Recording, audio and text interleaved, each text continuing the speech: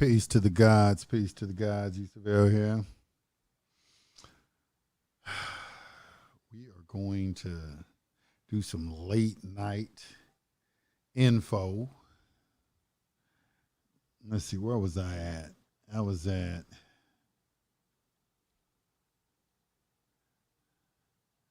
Let's see. I'm going to start at...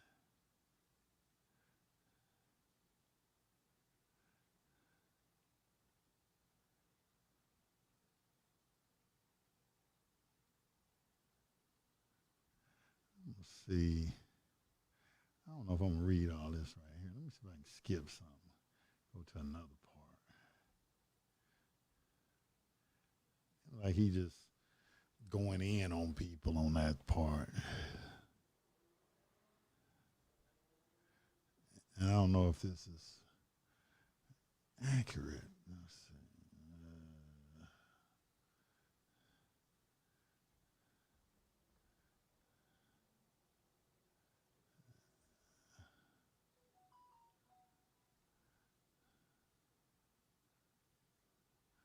Okay, I want to look at this affidavit, accessory oath, and revocation of citizenship. That's what I want to look at. I want to look at that right there. Where y'all at? Y'all gonna give me a peace. Give me a mic check.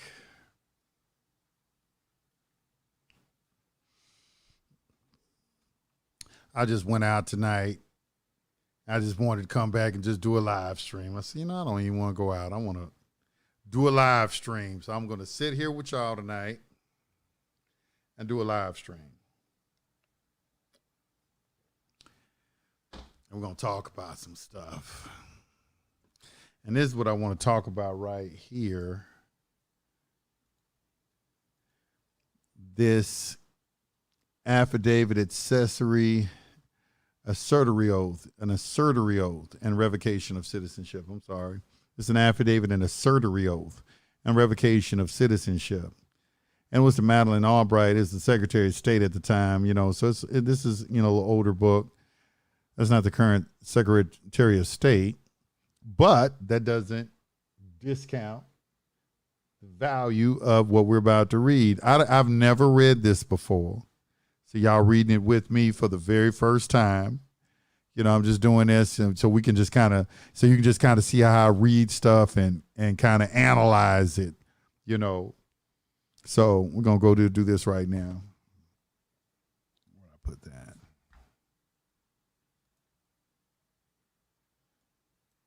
All right, cool.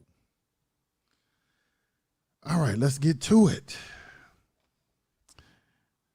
All right, let's check this out. It says it's an affidavit, assertory oath, and revocation of citizenship. Let's see if this has any substance to it. This is in the Melvin Stampler's, fruit of the poisonous tree. Fruit of the poisonous tree is a term they use for illegal search and seizure. I hope y'all realize that. I know I forgot. I said I never explained the meaning of the fruit of the poisonous tree. That is a legal term. That is a word you can go to a Black's Law Dictionary and look up and find the definition of. So understand that. I want people to understand. That's a very important word for people to understand, because that is what is utilized for illegal search and seizure when the police, law enforcement did not use the correct procedure in obtaining evidence against you. It's called fruit of the poisonous tree. And it's a constitutional violation against protection against unreasonable search and seizures. All right, so remember that. Okay, so affidavit, assertory oath, and revocation of citizenship. We're going to look at this. This is to certify that I, Melvin Stamper, was born January 7th, 1940 in the sovereign republic state of Kentucky. I like how he put the sovereign republic state. I do that also. Every time I'm referencing the state, I always make sure that they understand it's the republic that I'm corresponding them from. I'm corresponding them from the republic. I'm not corresponding them from inside of the democracy as a U.S. citizen. That needs to be consistent in all your correspondence, whoever that you correspond with. You let them know. It has that consistency has to always be there. So this is to certify that I, Melvin Stamper, was born January 7, 1940 in the Sovereign Republic State of Kentucky. I presently live upon the land of the Sovereign Republic State of Florida. I'm not a resident or citizen of the United States government corporation whose situs is Washington, the District of Columbia. Now we all know that's Article 1, Section 8, Clause 17 of the Constitution. And the situs means location. That's a trust term that we utilize a lot, situs of a trust. It means the location of something. All right, so he's saying that he is currently in the Sovereign Republic State of Florida, and he's not a resident, which resi means thing, identified. Res means thing, R-E-S. You look this up in a Black's Law Dictionary, and ident means identify, a thing that is identified, because you're looked at, well, not you, but your straw man is looked at as a thing, okay? Now, this is pretty good right here. You know, he's kind of, in any of your correspondence with the government, you need to make clear what your status is, where you reside, where you're corresponding with them from, and make it consistent with the fact that you're a private citizen of the Republic.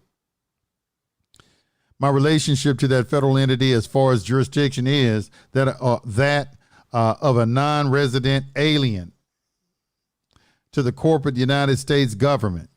I like how he specified it. He keeps making it clear that he's talking about the corporate United States. All right. There's a presumption that the United States is a corporation, and they would have to rebut that in their correspondence. And we all know that silence is acquiescence. This is the communication style that is utilized when you're doing these type of processes. You're not always going to get an express answer to something. You're expected to understand that silence is an affirmative to whatever it is that you're saying. And you can lawfully operate from that presumption that they have affirmed whatever it is that you're doing until they expressly rebut it. And they can only rebut it with something that is factual. I'm a free and natural human man described by the Lord as a living soul, living under the common law and the fear of God. Love that. I have assumed among the powers of the earth granted by the Lord Almighty God the separate and equal station to which the laws of nature and nature's God entitle me. Therefore, in order to secure the blessings of liberty to my posterity and myself, to reacquire my birthright as a member of the sovereign body of we the people, I hereby asseverate means to sever, and revoke my citizenship, if any ever existed, with the legal fiction known as the United States Government Corporation. I further rescind any and all feudal contracts with the federal government. I like how I use the word feudal contracts. I would put I probably would word it any minimum contacts that could be construed as a contract or some sort of obligation on me to perform. You know, it could say something like that, but I like that feudal contract little touch he added. But I'm just saying this to say, when you're drafting your own correspondence, that's how you need to look at things. Use this as a template, study it, understand everything that's being said in it, and then look for ways that you can mold it to you and even reword it, you know, so it's more like you. You know, make something your own whenever you get some information. I further rescind any and all feudal contracts with the federal government, its agencies, and with the state of Florida and its agencies. I rescinded the Social Security number fraudulently issued me by the government at the tender age of 13, as I was legally incompetent to enter into a legal contract with the government. Okay, I think if you do some research, you're going to find that they can contract with somebody under 18. It's not enforceable until after 18, and they haven't rebutted the contract that they can presume that they can solidify the contract, that they can execute on it. So that's not necessarily true that they can't contract with somebody under 18. Do your research, and you're going to find out that what I'm saying is true. They can't enforce it prior to 18 years of age, but if you allow the contract to lapse due to your failure to diligently, you know, look into any legal entanglements that you have, you could be obligated to perform under that contract. Look up what I'm saying. It surprised me too when I found the information. So a lot of things that you hear people saying just aren't true. This is another reason why you have to study law. You have to be in the practice of studying law, not studying gurus. Not studying gurus. Gurus are cool, but you can't study gurus. You got to study the law. Because the only way that you're going to be able to gauge the guru is if you know the law yourself.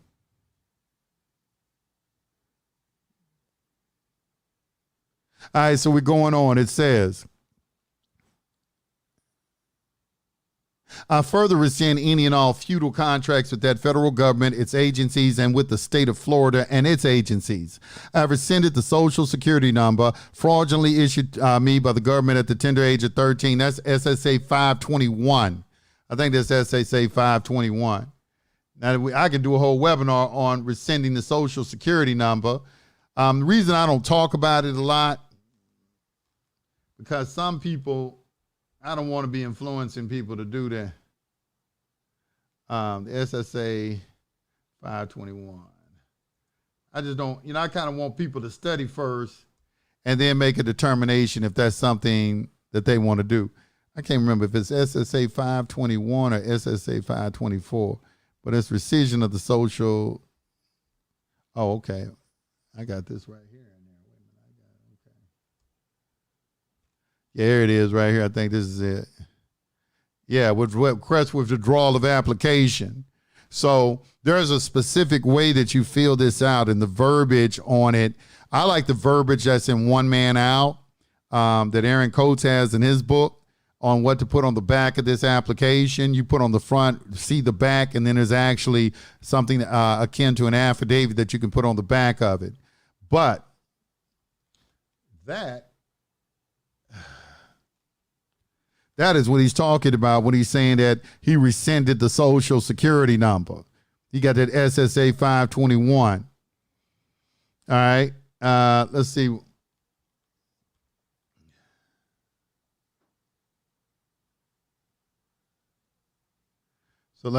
So let's read it again. He said, I further rescind any and all feudal contracts with the federal government, its agencies, and with the state of Florida and its agencies. I have rescinded the Social Security number fraudulently issued me by the government at the tender age of 13, as I was legally incompetent to enter into a legal contract with the government. The government, by misinformation, I would probably reword that I wouldn't say I was fraudulently issued me by the government. I said I've rescinded the Social Security number under any other presumptions that would require some sort of performance from me by any contracts presumptively entered into by the age of 13, as I was legally incompetent to enter into a legal contract with the government. That's probably how I would reword that. I'll probably massage it a little bit more to make it flow just a little bit better, but it's going to flow something like that because I don't totally agree with what he said just then. But based off my research, do y'all understand?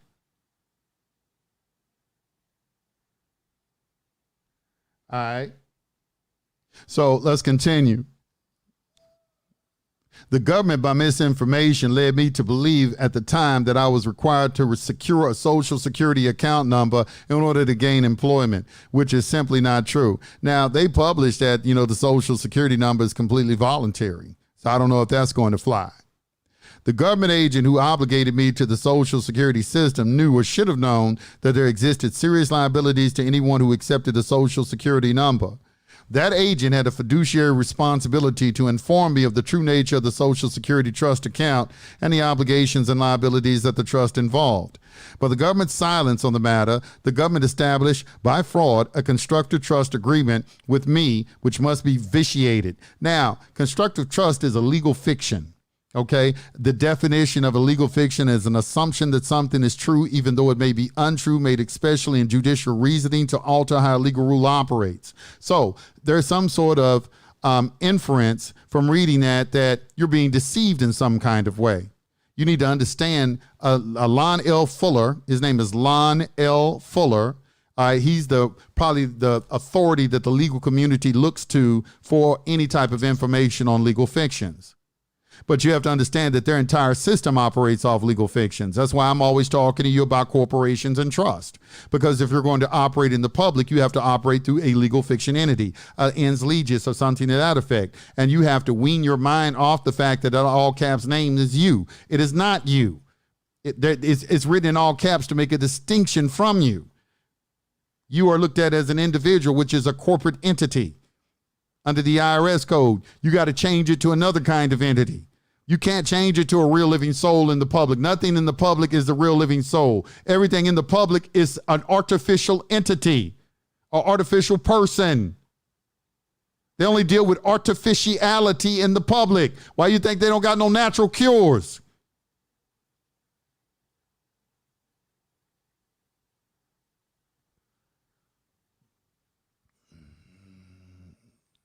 So understand what a constructive trust is. A constructive trust was created where you're looked at as a trustee ex maleficio. All right, which means you have a duty to the trust. And there is a basic principle of trust that the trustee has all the liability. That is something important for you to understand. Trustees have all the liability. Okay, however, if you shift the terms of the trust, or if you express the trust, as people like to say, and put in verbiage that would shift the liability from you to the corpus of the trust, then liability is no longer on you. This is why Judge Dale was saying in his document that, you can appoint the judge as the trustee. You can shift liability of the trust if you are indeed the one. See, the whole premise of all this secure party and all this stuff is that you are the reason that the artificial entity even exists. You're the reason for it. And through some sort of equitable principle, you have some sort of right to that entity, to the proceeds of that entity, to any benefits that that entity provides, including shifting liability from yourself to someone else.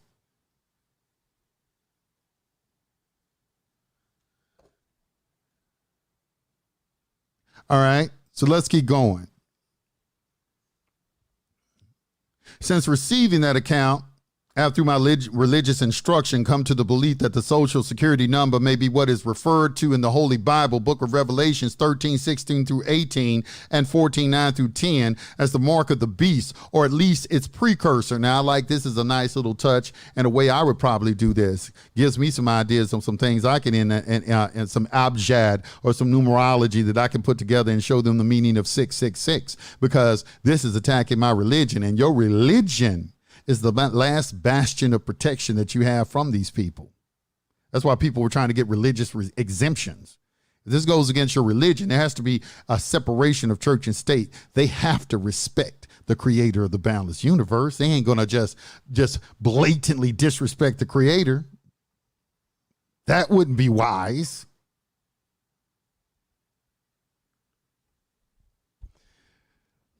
Though we have these, they're not going to ever disrespect the creator. They're going to get you to disrespect the creator by putting man above the creator. They're going to get you to do that. They're going to get you to worship them. They're already priming you for it. We are the only ones that can provide you with a cure for this disease.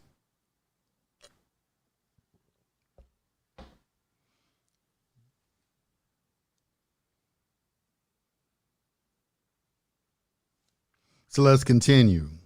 So I like the touch of your religious conviction that this goes against my religion. This is the mark of the beast in Revelations 13-18. Let who has wisdom calculate the mark of the beast, for this is the mark of a man. His number is 666. For me to participate in that program and continue to use the number may place my eternal soul in jeopardy. This I will not and cannot do. You can add a surah from the Quran in there if you want to. You don't have to be Christian.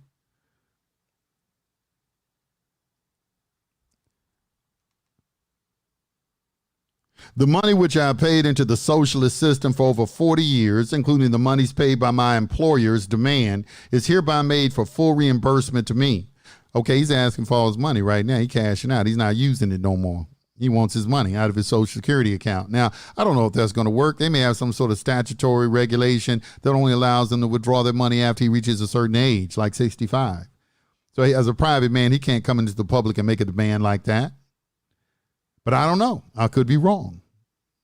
You think about it. What do you think? Can you demand on the spot that they give you all your money out of Social Security that you didn't put in? You do have some sort of entitlement right to it. But that entitlement right, if that is indeed a trust, then the trustees are required to follow the tenor of the trust. And if that specifies that people can only receive some sort of disbursement from the trust after a certain age, ain't shit you can do.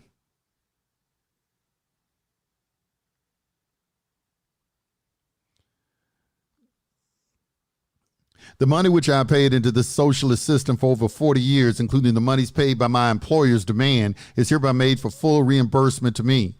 I do not wish, nor am I permitted by God, to make myself a ward of the state, as would be the case if I accepted the Social Security benefits, which is true. I demand the same treatment that was given to the people of the Philippines who were participants in the Social Security Trust and chose citizenship of the Philippines over that of the United States. Now, that's something I need to research. That's something you need to research. What is he talking about right there? That's going to give you some insight into the territorial jurisdiction of the United States, because that is, the Philippines is a territory of the United States. So what is he talking about right here? Isn't they citizenship a U.S. citizen, or is it something different? You know, I find it very interesting every time I go to Hawaii, they make us sign some paperwork and all kind of stuff when we go to Hawaii. There's something going on with Hawaii too. We need to investigate. They call it one of the 50th state, but I don't know. I don't know. Motherfucking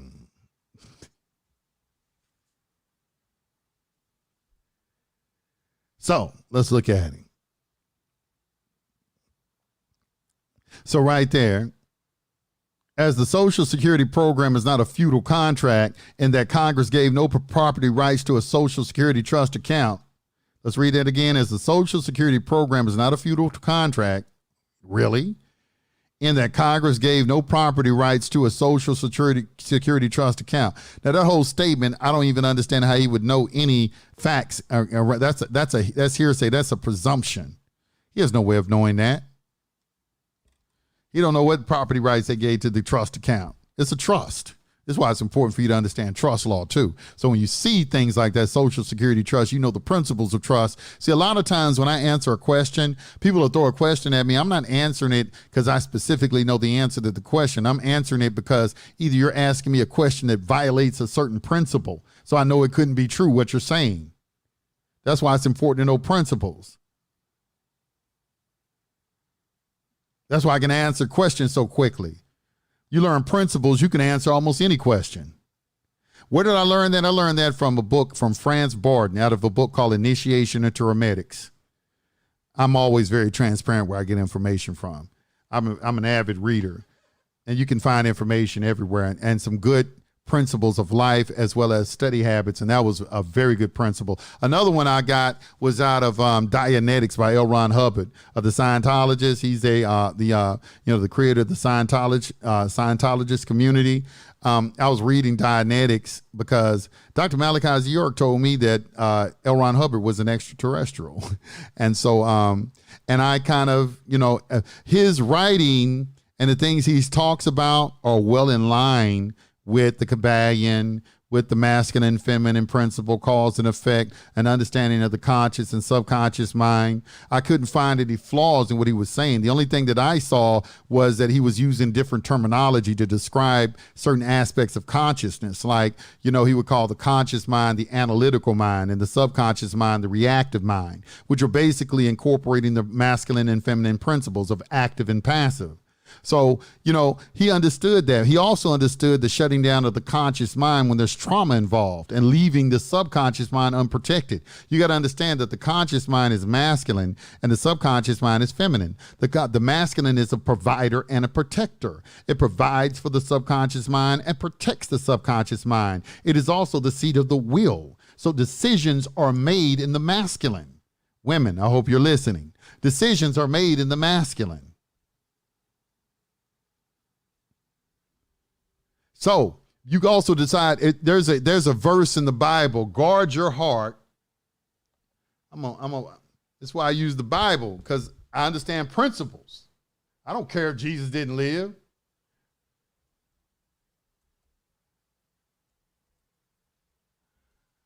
I forgot what is Proverbs 4:23. Guard your heart, for everything you do flows from it.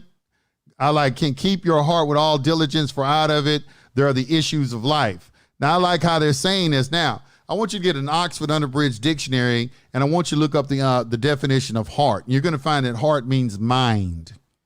See, right here we're talking about the heart of you is your subconscious mind.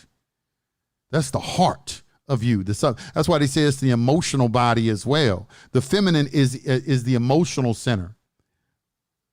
Emotion. So you have to guard it. The masculine, the conscious mind guards it. So that's why you can be hypnotized. To hypnotize a person, you got to shut down the conscious mind. They got to go circumvent the conscious mind and go directly to the subconscious. This is also techniques that are utilized by prosecutors when you are being cross-examined. An examination is the conscious mind. A cross-examination is the subconscious mind. If your conscious mind and subconscious mind are not in agreement, then you are committing perjury. You're lying. The subconscious mind can never lie.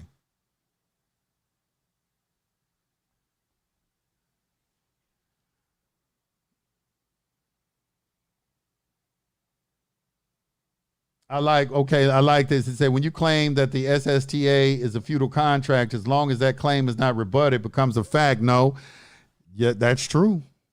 That's true. But I'm going to tell you, that's an excellent question. Superman can't. That's an excellent question. And you caught me making a statement without giving a full explanation. All right, so I'm gonna get a detailed explanation of why I said what I said. I don't agree with what he was saying, because judges take silent judicial notices of things. Sometimes they won't even say it, or they'll find a way, and in a rebuttal to write something. But in principle, you are absolutely correct. You're absolutely correct. But they'll use another technique. For instance, like when you make an objection, okay, you need to know how to do.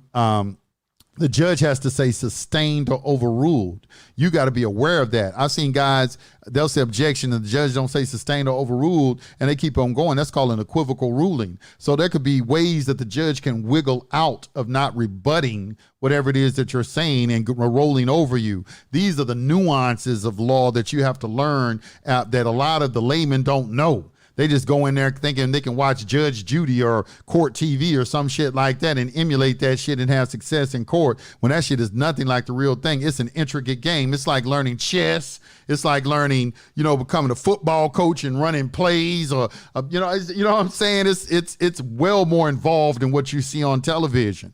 So there are some procedural aspects that have to be addressed. And I said that, and I made that statement without fully explaining that. But you are absolutely correct.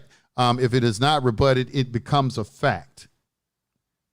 If it's not rebutted, it becomes a fact. You're absolutely correct. Oh, am I speaking gibberish? I hope y'all, because I started talking. I'm being very, very verbose in my explanation. Let me see if I can cut down on the surplusage and make this concise. Let's see. Where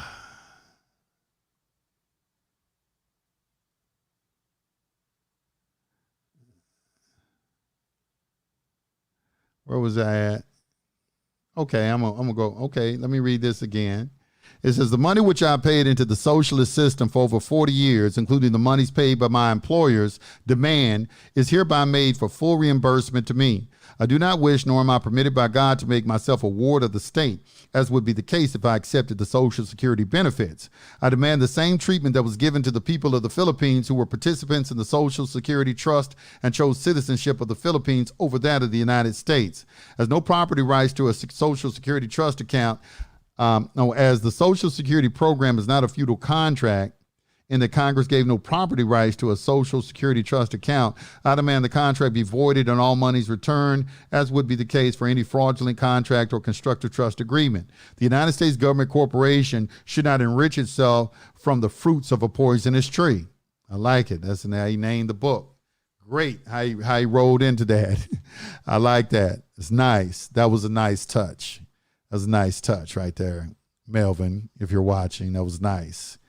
I emphatically deny that I have ever filed for bankruptcy protection, nor have I ever given my power of attorney to anyone or to the state of Florida or any of the union states of the United States corporation government for the purpose of instituting a bankruptcy action in my name, nor granting that my labor and or my property of whatever kind or whatever situated be held as collateral in any bankruptcy proceeding of the state or federal governments, nor any scheme using my labor and property as collateral to support or fund a fiat money scheme of the Federal Reserve Bank Incorporated and or the state of Florida and or federal United States government. Now, I may have some issues with this. You're voluntarily, they have a right to have a presumption that you're in agreement with this when you utilize benefits and privileges. I don't see that being stringently rebutted right now. He's touching on some things, but you know, for him to make some of the statements he made, I think he need to put a little bit more teeth in what he's saying. I don't know. Do y'all agree? All right, so let me read it again. I emphatically deny that I have ever filed for bankruptcy protection, because this is a bankruptcy. All right. United States is in a bankruptcy. Read James Traficant statement on the congressional floor when he said that it's the biggest statement in the biggest bankruptcy in the history of the world. Nor have I ever given my power of attorney to anyone or to the state of Florida or any union states of the United States corporation government for the purpose of instituting a bankruptcy action in my name. Now, this is a rebuttal. He's doing a rebuttal. He's, you know, because he's been remained silent. This is why you got to give notices to these people, letting them know, hey, I've never agreed to any of this that you're doing. You need to put it in writing. For a matter to be resolved, it has to be reduced to writing. So you have to put the spoken word flies out the window. The written word remains forever. Remember that maxim. If it ain't in writing, it really don't mean anything. So you got to tell these people in writing your position on any matter vis-a-vis the federal government.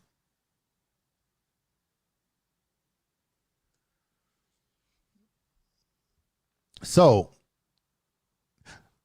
once again, I emphatically deny that I've ever filed for bankruptcy protection, nor have I ever given my power of attorney to anyone or to the state of Florida or any of the union states or the United States corporation government for the purpose of instituting a bankruptcy action in my name, nor granting that my labor and or my property of whatever kind or whatever situated be held as collateral in any bankruptcy proceeding of the state or federal governments, nor any scheme using my labor and property as collateral to support a fiat money scheme of the Federal Reserve Bank Incorporated and or the state of Florida and or the federal United States government. Okay.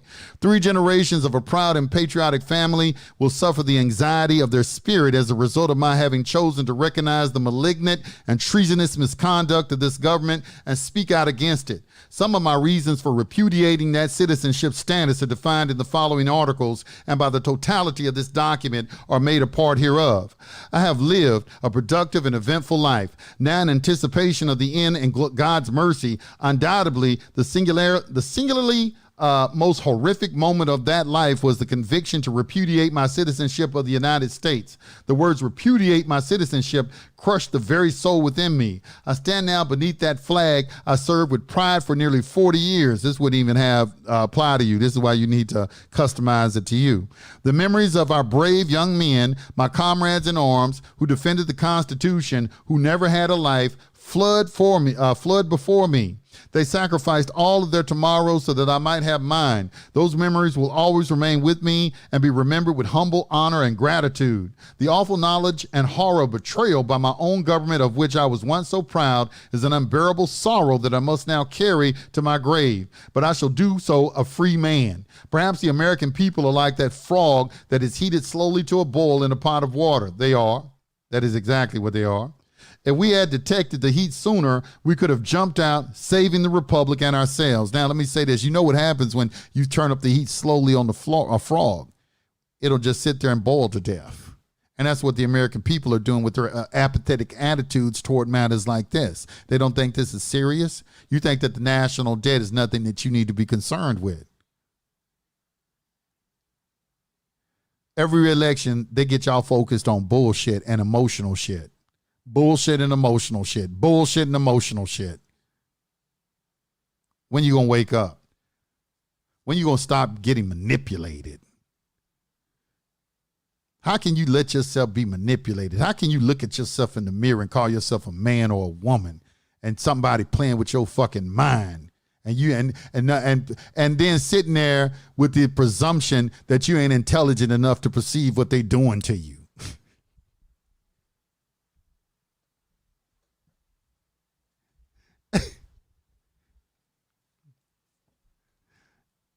That's an insult. That's an insult I can't bear. Some of y'all might can fly with it. I can't fly with that. You know what I'm saying? Because I study our history. I look on the Egyptian walls and I see how great we were. I see we were masters and everything, and they know that. And that's why they're taking pride in putting you down like this, because they know what a great people you are. And they say, look what we're doing with this great people. They supposed to be so intelligent and has all the sciences and created all the things. Look what we doing to them. We dragging their motherfucking ass. They so intelligent. This how I think. This is how I think. This is how I think, okay? I'm willing to step up and accept that challenge. We can have an intellectual joust.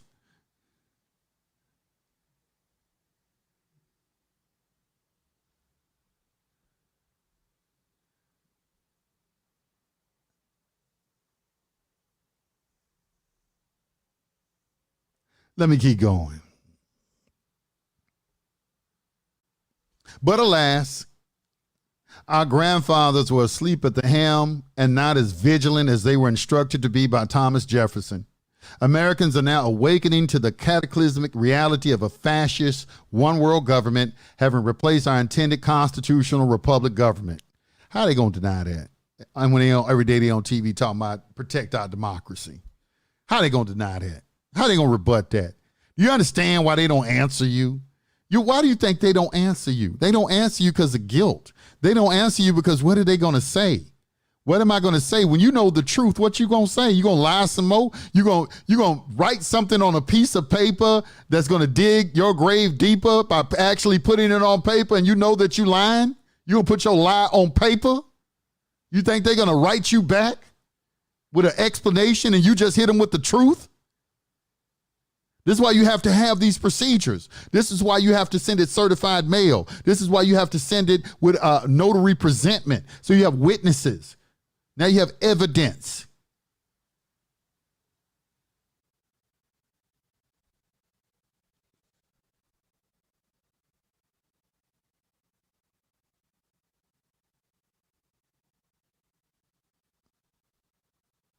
The Declaration of Independence for the United States of America clearly outlined the necessary course each citizen must take when his government became insufferable. Now, that attack on the Capitol Hill, that's what those people were doing. Now the Declaration of Independence is just a declaration. It doesn't give you, but the spirit of it is that in this country, we the people are the sovereigns. And we have a right to, anytime a government becomes despotic, we have the right to rise up and replace that government. They were exercising really a right, but I don't know if that right can be exercised if they are U.S. citizens. And that is something that, that is why the status stuff is so important, because a lot of the constitutional protections that people think they have, they don't have when they're U.S. citizens. They're more like property.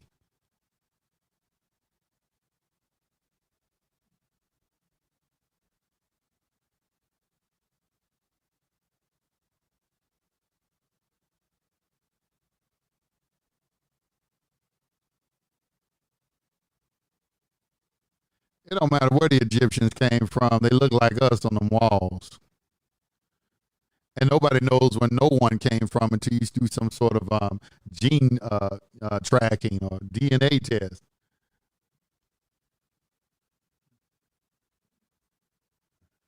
Let's keep going.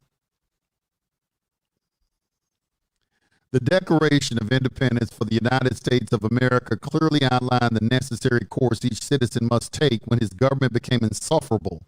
Over the past 60 years, nearly all of our unalienable rights have been stripped from us through the sophistry and obfuscation of the courts and bloodlust of the Congress for spending debt-based money born on the back of the American people.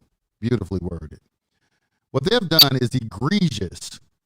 But as the Declaration of Independence points out, all experience has shown that mankind are more disposed to suffer while evils are sufferable than to right themselves by abolishing the forms to which they are accustomed. By sufferable, I believe they meant survivable. I like that. I like that. That is true. More people, it's like the boiling frog thing. It's like that's what they do what's called shock testing. I got this from a book called Behold a Pale Horse by William Cooper. In their Silent Weapons for Quiet Wars, it gives a very good example of how they do people. They shock test. They hit you with a little something and see how you respond to that, and then start mapping your responses because you are a creature of habit. And now they can start making predictive models of what society will do as a whole if they implement certain actions. This is why they are methodically moving along, slowly implementing the New World Order and getting very, very little resistance. They know how to turn up the heat just enough, but not enough where it's going to just totally push the people over the edge. It's ingenious what they're doing, y'all, but it's not that smart. I mean, it's like, it's smart, but you know, for a person that reads, it's not that smart, but it's smart. Okay, you saying my audio is spotty? All right, let's see what's going on. Check, check, check, check, check.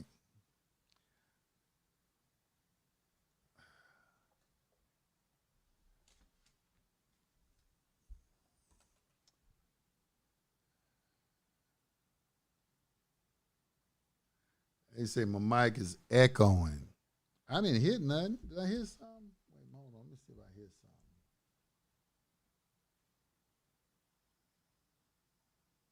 All right, okay. I know I didn't hear nothing. They said it was, yeah, it was doing X, Y, and Z. Say preach. All right, I'm gonna continue.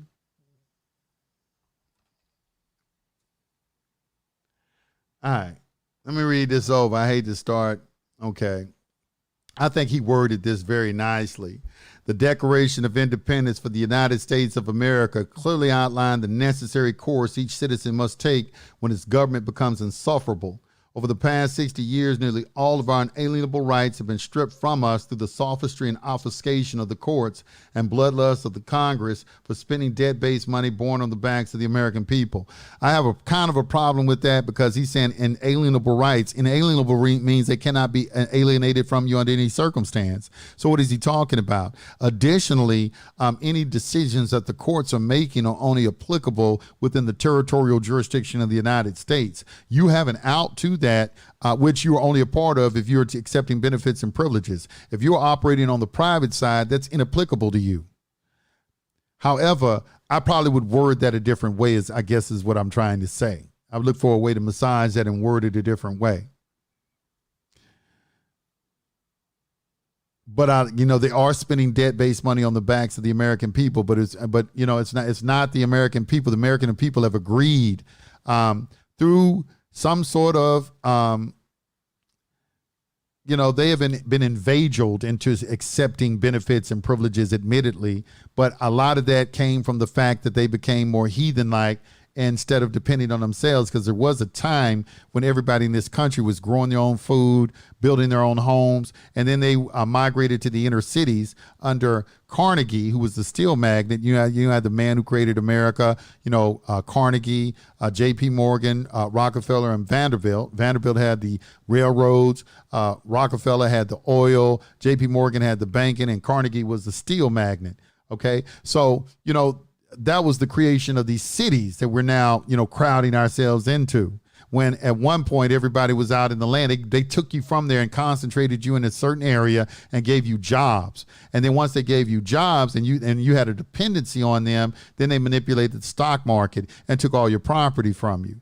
Then after they got all your property from you, and they got you to beg them for help with the New Deal. So then they made a deal with you. Okay, you agree to pay back the debt. You become the surety to pay back the debt, and we'll give you a system in which you can, you know, obtain goods and services through the utilization of fiat currency that we give to you. But y'all are totally under our care because y'all are our debtors.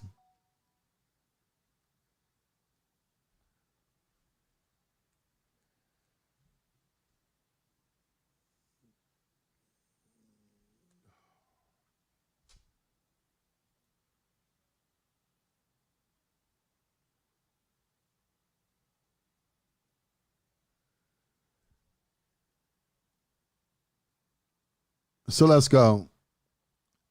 What they have done is egregious, but as the Declaration of Independence points out, all experience have shown that mankind are more disposed to suffer while evils are sufferable than to right themselves by abolishing the forms to which they are accustomed. By sufferable, I believe they meant survivable.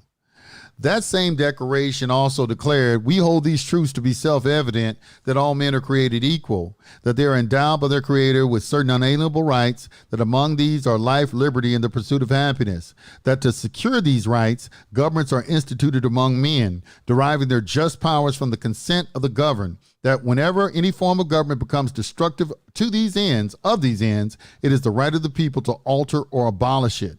Since 1930, now that doesn't, I don't know if that necessarily means rush Capitol Hill, though. You know, they could take that into court and cut it to shreds. Since 1933, beginning with the confiscation of our gold and allodial property, rather than secure our right to life, liberty, and the pursuit of happiness, our government has persistently and systematically reduced our standard of living. Now, you know, the duty of government is to protect our property, protect our borders, and protect our liberty. That's their duties. Outside of those duties, they are providing a government service. But understand what the fundamental duties of government are: protect our borders, protect our property, and to protect our liberty.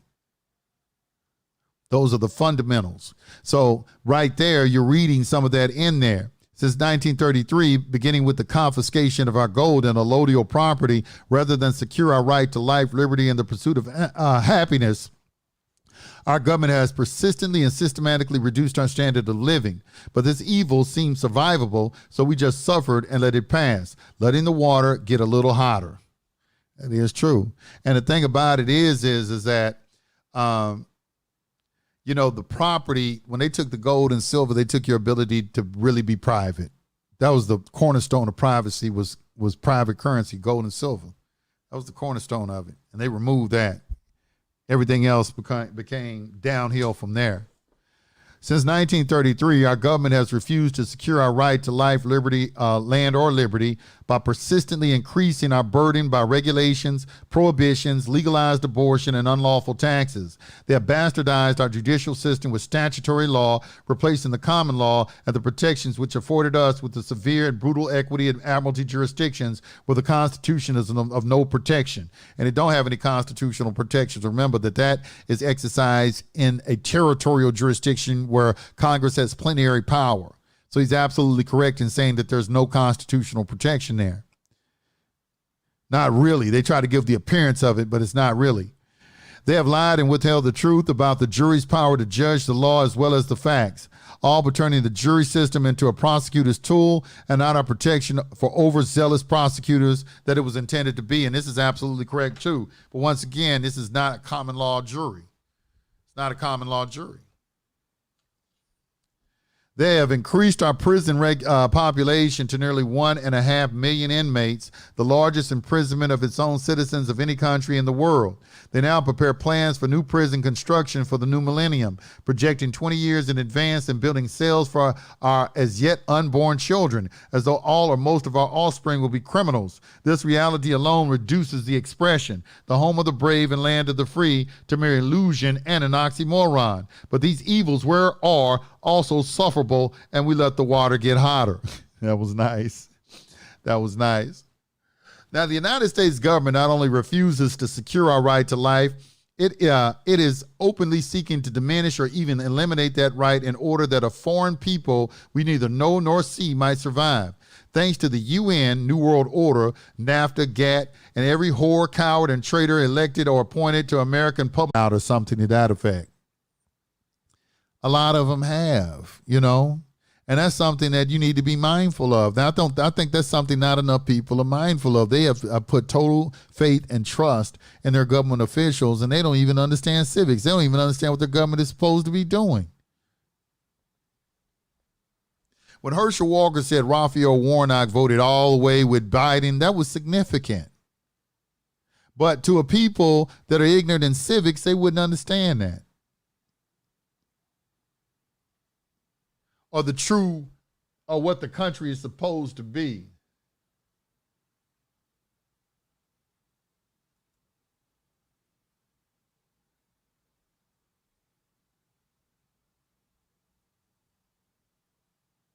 So let's keep going on.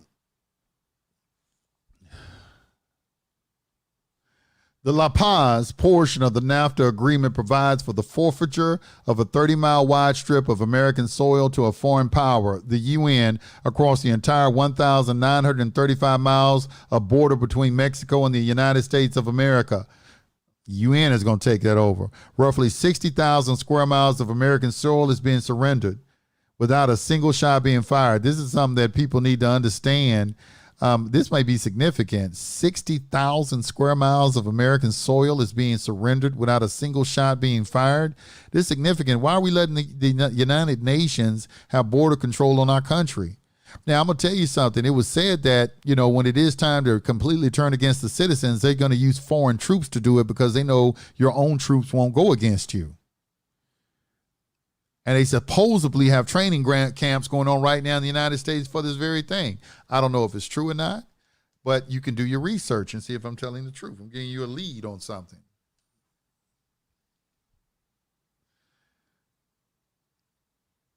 So that's significant to me. Roughly 60,000 square miles of American soil is being surrendered without a single shot being fired. That's more land than is contained in Rhode Island, Delaware, Connecticut, New Jersey, New Hampshire, Vermont, Massachusetts, and Hawaii combined, constituting the single greatest act of treachery in the history of this nation. Even more land is being surrendered as national parks are converted to UN biospheres. Thank the Lord that the legislature of Kentucky flat out refused to go along with the surrender of any of their land to a UN biosphere. I looked this up and it's true. I remember looking this up right here.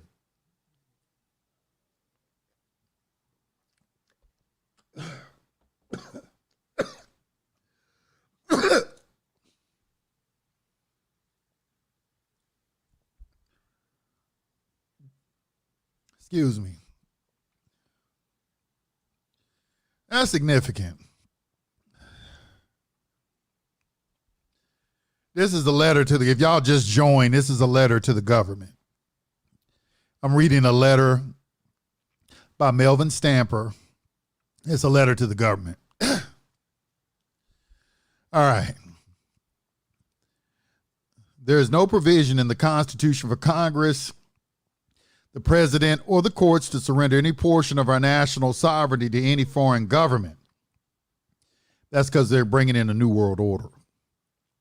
I'm positive that there's no provision in any state constitution for those states along the Mexican border to surrender any portion of their state sovereignty to a foreign power.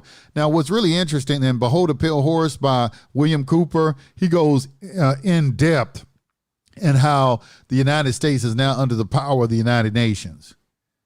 A lot of people don't understand that the laws that are being passed in this country are being distilled down from the United Nations because they're bringing in a new world order. These people are smart, man.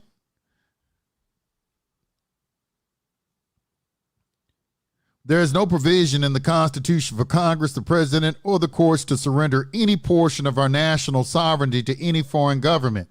I'm positive that there's the reason they're doing it because we're debtors and they own the land. That's what they think. I'm positive that there's no provision in any state constitution for those states along the Mexican border to surrender any portion of their state sovereignty to a foreign power. Those legislators who swore to uphold the national constitution have violated their oath to God and the American people's trust. Our incumbent politicians are guilty of treason and should be accused and tried.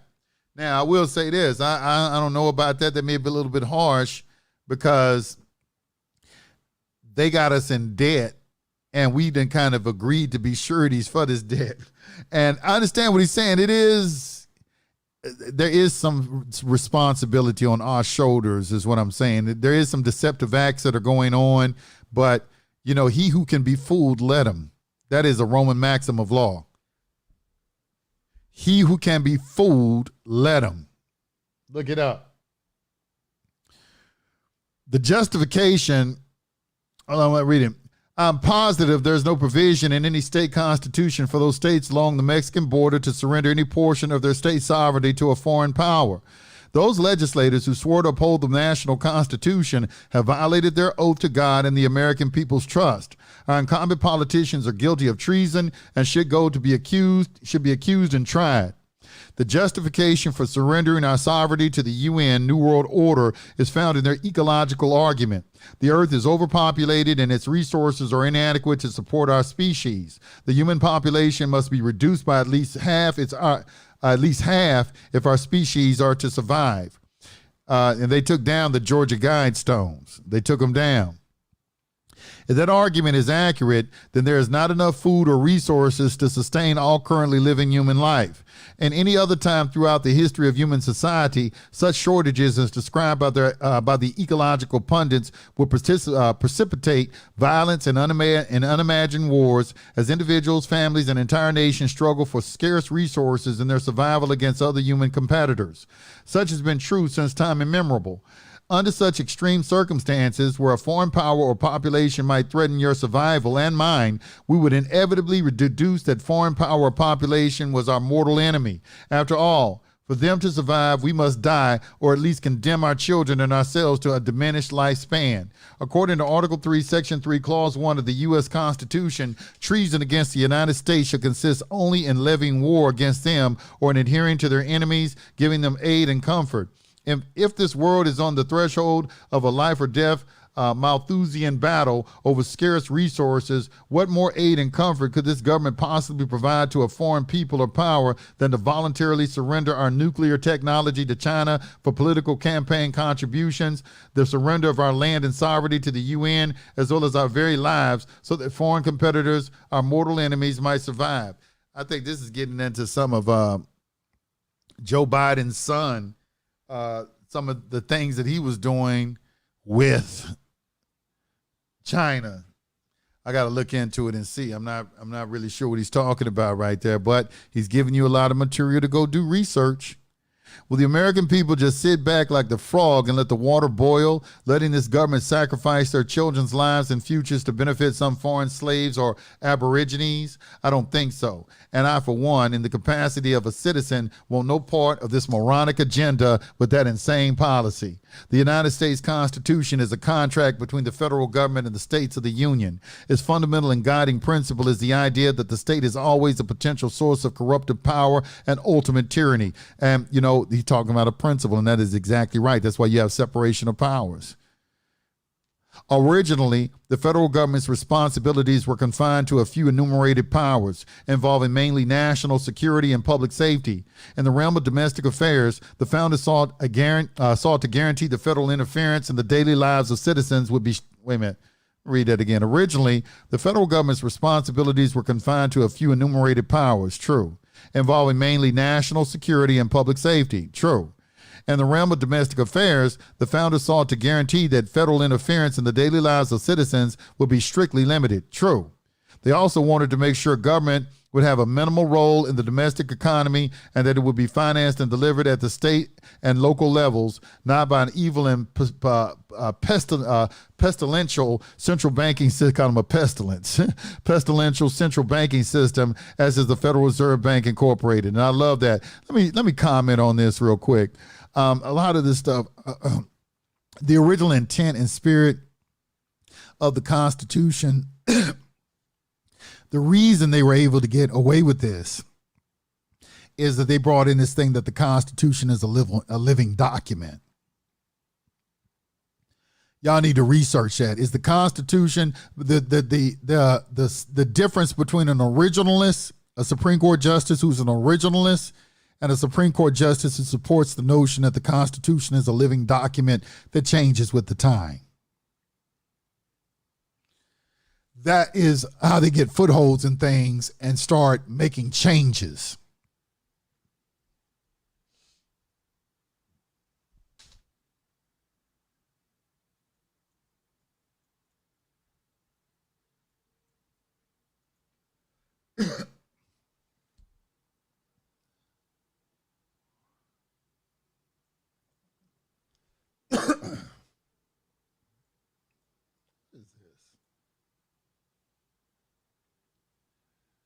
Okay.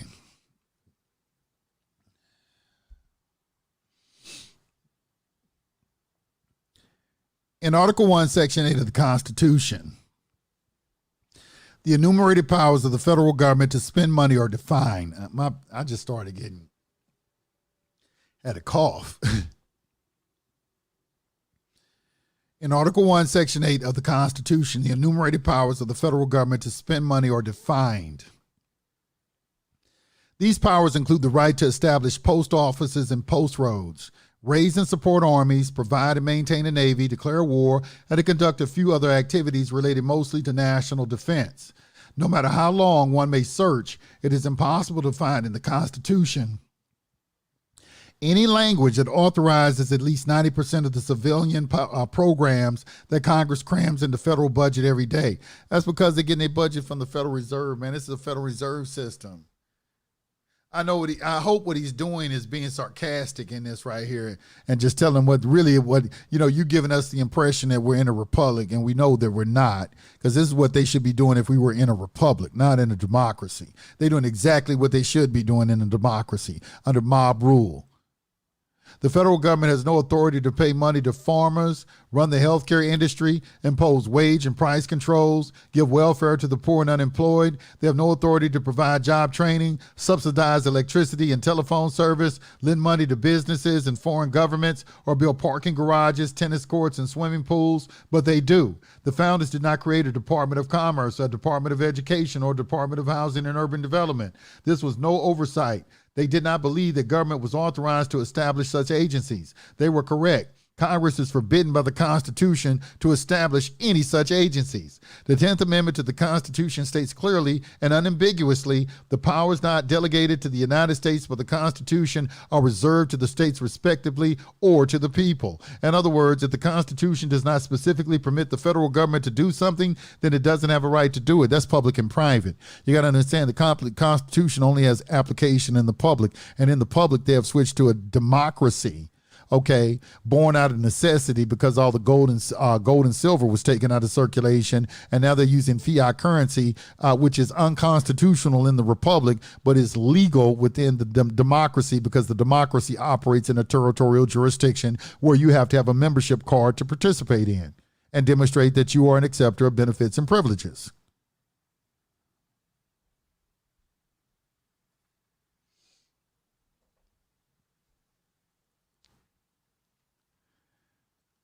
So I understand what he's saying, what it should be. In other words, if the Constitution doesn't specifically permit the federal government to do something, then it doesn't have a right to do it. May God have mercy on your soul for bankrupting and enslaving our people.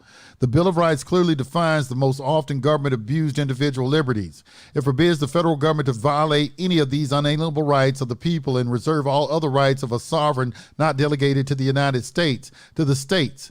The state's authority and sovereign rights will be determined by the people in their individual state constitutions. All sovereign rights not delegated to the federal or state governments by the people remain with the people. But they changed all that because they don't view us as sovereigns, they view us as property. Y'all got to understand that. But that is what we really are. We are the sovereigns of this country. They are public servants. Always remind them of that fact. The reason that they scour and turn their nose up when you say that, because they know the truth. On April 19, 1993, at Waco, Texas, the United States Corporation showed its utter contempt for the inalienable rights of its citizens and the sovereigns of its creation. 86 men, women, and children were murdered by agents of the FBI and Bureau of Alcohol, Tobacco, and Firearm with the sanction of the executive branch of that government. And an internal investigation, was that Janet Reno who did that? An internal investigation by the Department of Justice, the Fox asked to investigate the Fox in the Hen House, determined that the agents of the government perpetuated no criminal acts. The majority of this nation's population knows it was murder and will never forgive nor forget this manifestly evil work. I can no longer abide in this government's unlawful conduct and moral bankruptcy because as a citizen, by proxy, I'm guilty also. Yep. If you don't say you're against it, you for it. This is one of the many reasons I must sever my relationship with the United States corporation government to ease the heavy burden on my soul these foul deeds have laden it with. The water has gotten too hot for me. I like how you're doing that. I am not any government, any military, or any American. For 12 years, I served in the United States Marine Corps in both active and inactive duty all over the world. I served an additional 9 years as a police officer, always defending the Constitution of the United States of America, always in harm's way. Veterans like me joined the military because of our love of country and our constitutional obligation. At all times, I've defended our Constitution against enemies, foreign and domestic. When I volunteered, I never imagined there would be when I volunteered, I never imagined there were any real domestic enemies. Today, I know otherwise. The following is a partial example of the activities of those domestic enemies. In 1997, the Pittsburgh Post-Gazette exposed the Tuskegee experiment. It was conducted for 40 years, from 1932 to 1972. According to the Associated Press, the government withheld treatment from 399 black men with syphilis so they could study how it spreads and kills. Now, he's establishing a pattern. The government uses something on you called course of conduct bent of mind, where they go into your history because, double jeopardy is not allowed. But they find some way to circumvent that by coming up with something called course of conduct bent of mind and showing that you are a habitual criminal. All right, so right now he's demonstrated their habits, showing what they do in the past. You in the habit of doing this. You're in the habit of betraying your people. You're in the habit of using your people. You have no qualms about using your people for nefarious purposes, even though you have a constitutional oath to protect these people.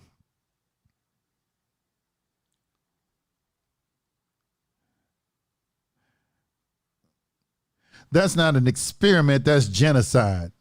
Whether it happens to one black man or 10 Eskimos or 3 Hispanics, it is wrong and violates everything this country stands for. President Clinton publicly apologized on behalf of his government to the aging male survivors, but it wasn't just the 399 men who were damaged. Their spouses also got the disease, causing their children to be born deformed. All told, 6,000 Americans were sickened, deformed, or killed as a result of the United States government Tuskegee experiment to study how syphilis kills. President Clinton didn't bother to acknowledge their suffering. Ooh.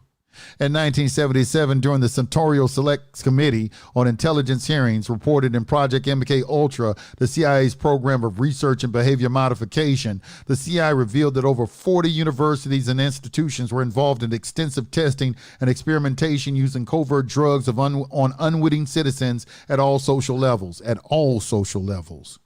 In 1977, the University of Maryland newspaper reported that during the 1950s and 1960s, 44 colleges, 15 research foundations, 12 hospitals, and 3 prisons knowingly participated in MK Ultra experiments. Both people that were experimented upon were never informed or asked to consent to be guinea pigs. Look at this.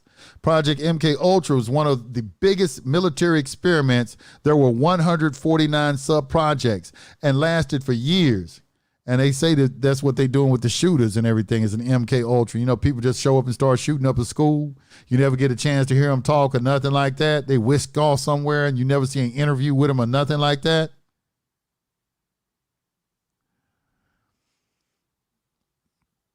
Project MK Ultra was one of the biggest military experiments. There were 149 sub-projects and lasted for years. It included human, drug, and biological testing by the Department of Defense, DOD, under the direction of the CIA over entire American communities. The Bureau of Narcotics and even the IRS participated in MK Ultra. When you see those government documents, they are more frightening than the rumors because our government actually admits to participating in these experiments. In 1950, the United States government released bacteria, Serratia marcines, I can't pronounce that cause pneumonia and urinary tract infections into the San Francisco Bay. The bacteria was aerosolized by the surf and blown inland to study how effective an offensive biological weapon would be against the people of San Francisco. According to the report, it blew 50 miles inland. People died as a result of that experiment. Incidentally, the amount of Serratia marcescens still remains in San Francisco and 3 times the national average. It follows that we can legitimately ask how much of the syphilis that we have in the South today is a direct result of conducting the Tuskegee experiment for 40 years when they could have stopped it. That's true. How much of today's other diseases are a result of government experiments? And y'all out there trying to glorify hoeing. It is possible, as some have published, that AIDS is a product of one of these government experiments. At the U.S. Army Biological Weapons Research Facility at Fort Deitridge, Maryland, weaponized mosquitoes were developed. They actually grew viruses inside mosquitoes, placed the mosquitoes in balloons, released the balloons from aircraft over American communities, and infected people. They had to infect people to tell how far the disease went and how far it would spread. How many of today's diseases are direct results of those experiments? Tuskegee was not a one-time anecdote. It's just the tip of the iceberg that indicates they're still doing experiments on the American people. Another experiment was done in 1966 at Kessler Air Force Base. In 1966, 12,000 recruits at Kessler received the mycoplasma vaccine. Obviously, another experiment. MK Ultra considered various means of controlling human behavior. It was literally a mind control project. I want y'all to think about this vaccination they point out now. MK Action was funded with CIA money through the the Gesheter Foundation at Georgetown University. I don't know if I'm pronouncing this correctly. In the 1977 congressional hearing, Dr. Gesheter testified that during the Vietnamese War, the CIA didn't know if various Vietnamese soldiers were nationals were double agents. Therefore, the CIA included a material in the anti-chlorea vaccine given to pro-American Vietnamese, which made them glow when they were exposed to an ultraviolet light and helped identify those who rejoined the Viet Cong. Did you hear they saying that they had that same stuff in the vaccines? And you try to travel internationally with them fake cards, them vaccine cards, and they said they'd still be able to see that it wasn't you. It's called luciferance.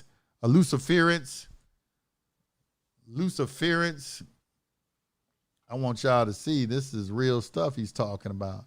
Anybody know the name of that? Y'all put it in the chat. It's like Lucifer. You know, Lucifer means bright morning star, but it's something that lights up that they can put in you. When they put it under a blue light, they can see it on you and know you've had a vaccine.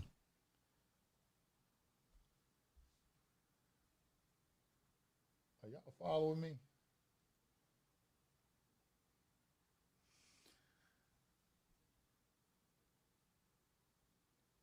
Luciferance, exact. Luciphase, Luciferon, they're one of those. Good. Look them up. And put the information in the chat for me. Okay, so right here we can see that they still conducting experiments. Let's go right here. It says the 1977 Senate hearing report, biological testing involving human subjects by the Department of Defense, actually says that unwitting American people were involved in open air testing. For example, it says the Army was using live organisms which we know can infect human beings. The Food and Drug Administration allowed it. Entire cities were involved in the testing of these biological agents. You know, I probably would provide some exhibits with this. I would put Exhibit A, Exhibit B, and put copies of the articles and things like that. That would probably add a little bit more teeth to this if you substantiated or showed that you could document the things that you were saying. Not to saying that he's lying or anything, but y'all get what I'm saying. Our government even placed biological warfare agents in the New York City subway to see how many people would be infected. They did the same thing in the Pennsylvania Kittanani and Tuscarora turnpike tunnels. You would drive through and receive aerosol bacterial agents.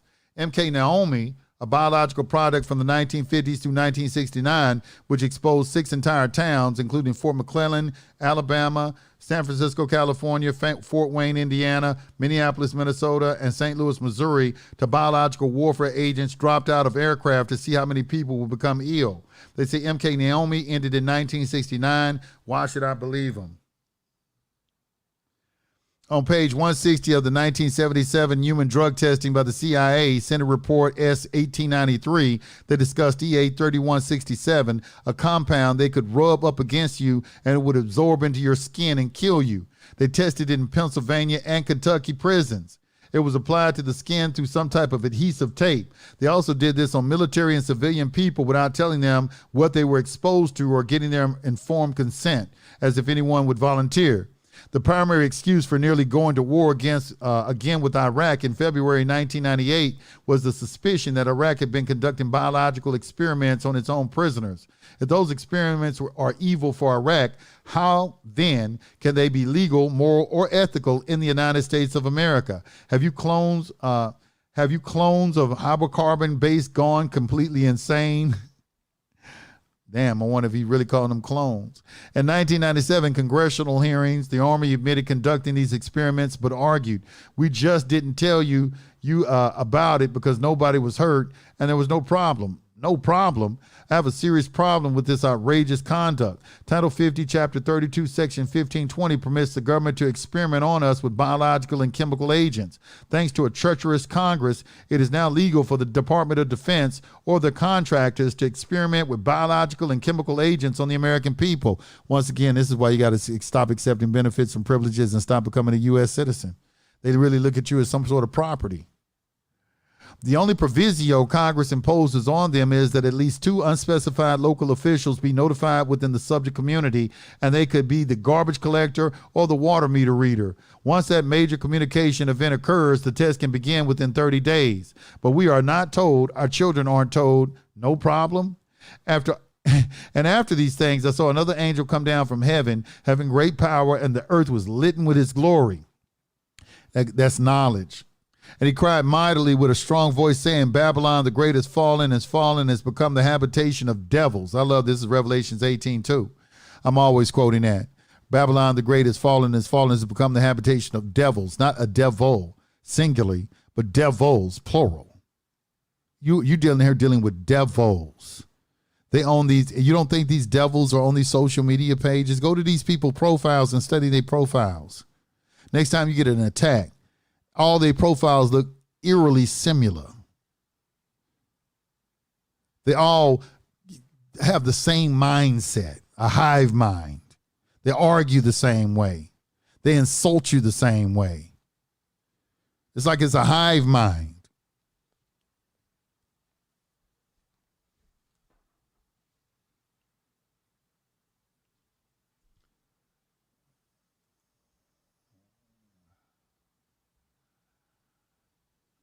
So this is Revelations 18:2. I got to read this real quick to you, man. I got to. This is Revelations 18. Because that is a powerful, you got to. The book of Revelations is a different book in the Bible.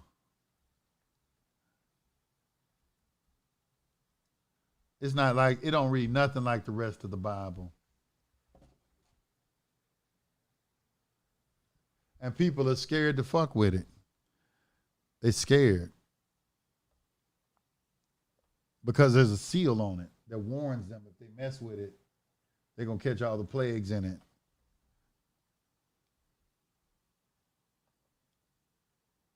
Let me read this. And you got to look at the word angel as messenger. Yeah, they got y'all with these Greek words too, like angelos. Angelos means messenger, and it came down from the sky. The word heaven, okay, just means sky. And Greek is Ouranos, or the word Orion.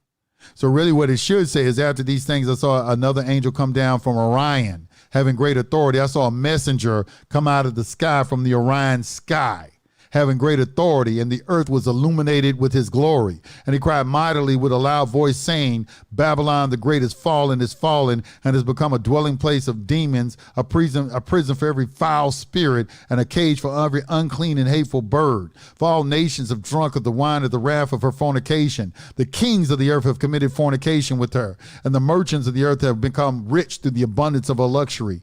And I heard another voice from heaven saying, Come out of her, my people, lest you share in her sins, and lest you receive her plagues. For her sins have reached to heaven, and God have remembered her iniquities. This is when you need to go back and read Genesis 15:3. Genesis 15, where it says people are going to be enslaved for 400 years, and after that they'll come out with great substance. But God have remembered the iniquity of the Amorites, the mountain dwellers from the Ukraine. Well, let me be quiet. And I heard another voice from heaven saying, Come out of her, my people, lest ye share in her sins, and lest ye receive her of her plagues. For her sins have reached to heaven, and God have remembered her iniquities.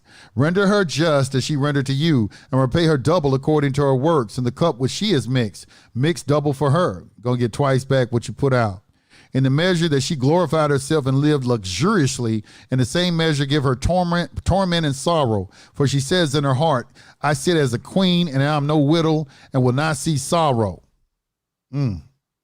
Therefore her plagues will come in one day, death and mourning and famine, and she will be utterly burned with fire. For strong is the Lord God who judges her. You can't say you ain't been told.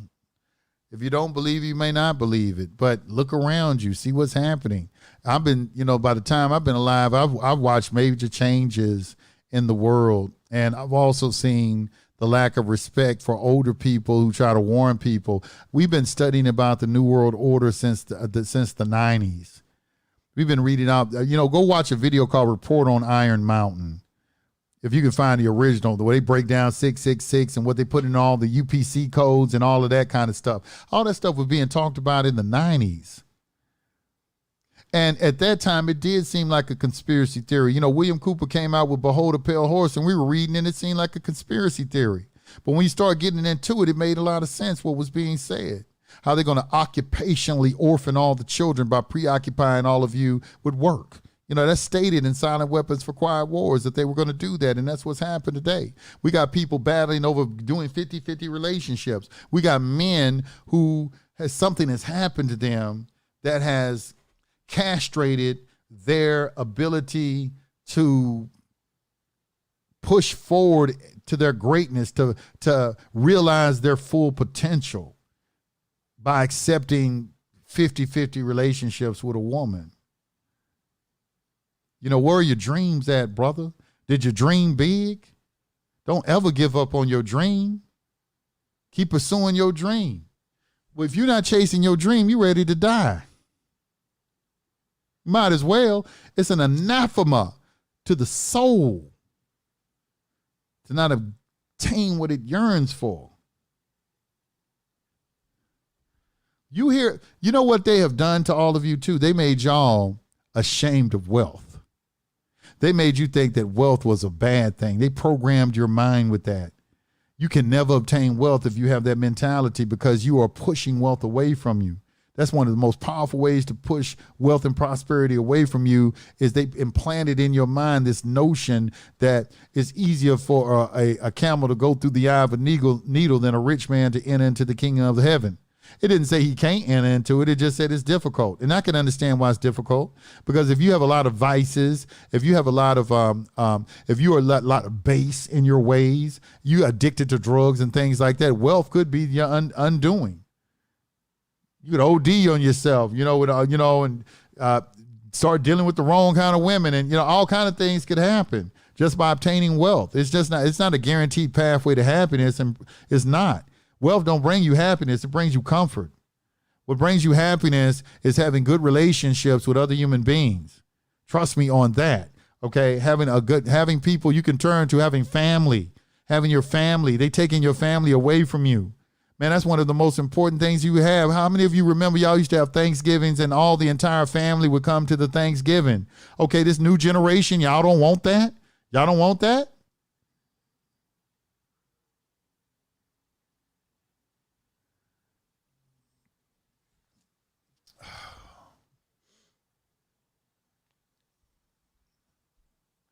I had to read that.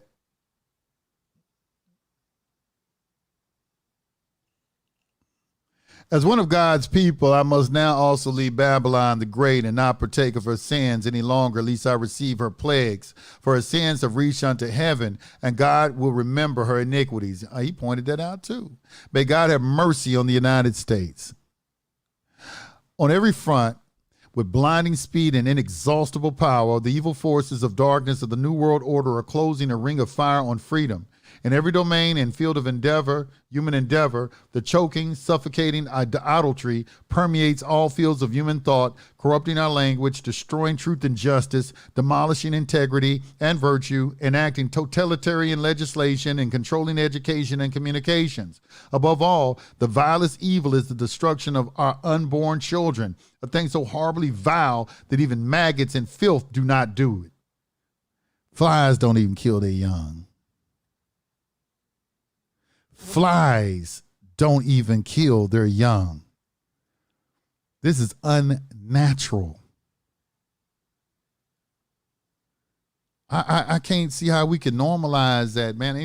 I'm not trying to tell people to do what to do with their body, but I want people to think whenever I say something, I'm always thinking about natural laws. There's a cause and effect for everything.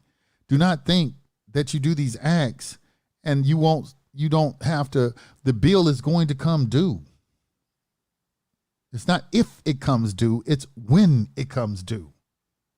The bill is going to come due. And if we given sanction to it, then we are also participating in that karmic debt.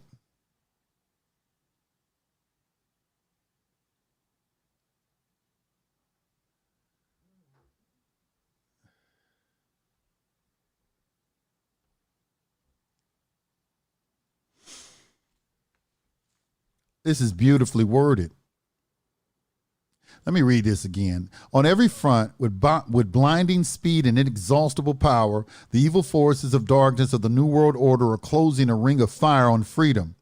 In every domain and field of human endeavor, the choking, suffocating idolatry permeates all fields of human thought, corrupting our language, destroying truth and justice, demolishing integrity and virtue, enacting totalitarian legislation, and controlling education and communications. Above all, the vilest evil is the destruction of our unborn children, a thing so horribly vile that even maggots and filth do not do.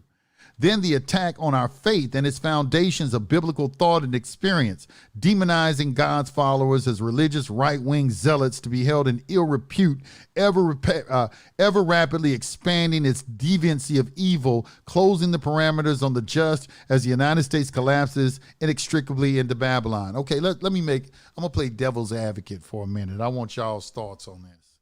That was beautifully worded. But I have to play devil's advocate because we cannot play the role of being self-righteous.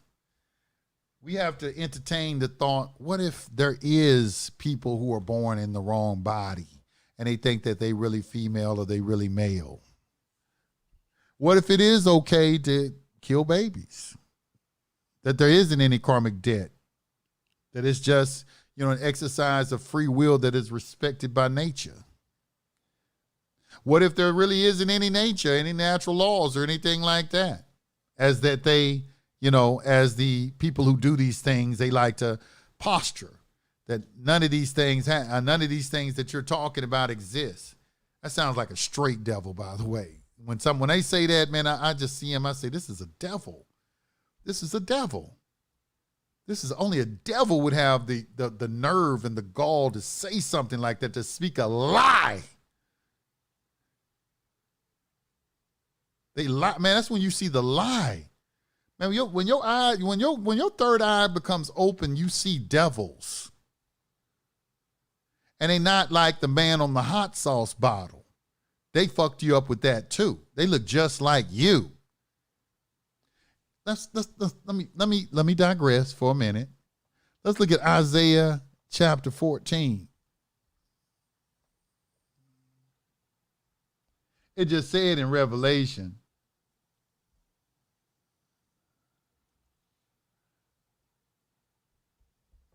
or is it 14 or is it 15? It might be 15. Let's see. Yeah, that's it right here. Start at 14:12. How art thou fallen from heaven, O Lucifer, son of the morning? How art thou come down? How art thou cut down to the ground, which didst weaken the nations? For thou hast said in thy heart, I will ascend into heaven. I will exalt my throne above the stars of God. I will sit also upon the mount of the congregation in the sides of the north. I will ascend above the heights of the clouds. I will be like the Most High. This is an individual who wants to be like the Most High. But see, nature already has the Most High, so they got to create an artificiality. This is what I was saying earlier, that everything in the public is artificial. They only deal with artificiality. They are currently in the process of building a computerized world in which they will be the gods over. And they're priming you right now with all this cancel culture. You're getting primed right now. Like steers, being stabbed with steers.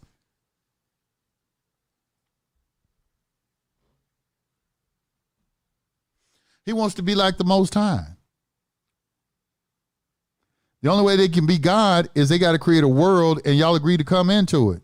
That'll be a slap in the face to God, because now that individual can look at God and say, see, they chose me over you.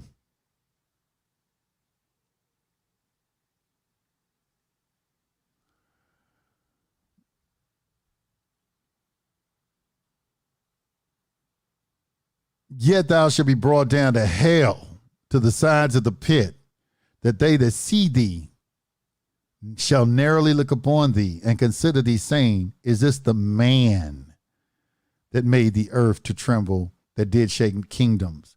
I want to point out that this is a man. In the Injil, in the Quran, y'all have the same thing. Y'all call the jinn. There are jinn that are men. They say from men and spirits. I forgot the surah that speaks about that. I got to tighten up on my Quran too and start using a lot of Quranic quotes. You know, I know most of my audiences, I know we got a lot of Muslims out there. Believe me, I'm with you. I'm with you. I'm there with you too. But this jinn also comes in the form of a man.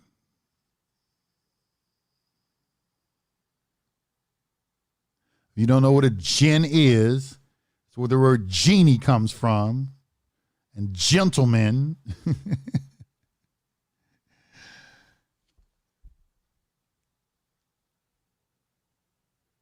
I don't know if the word gentleman comes from it, though, you know, but.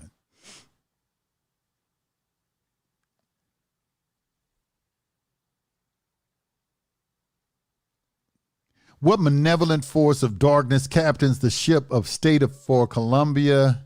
What malevolent force of darkness captains the ship of state for Columbia, the gem of the ocean? God save me, but the United States government is no longer sufferable. I can tolerate its pernicious and predatory conduct no longer as a citizen of the United States corporate fiction. I hereby repudiate, rescind, renounce, and disavow any citizenship status with the United States government that I may have inadvertently acquired by any scheme for any reasons detailed in the foregoing articles.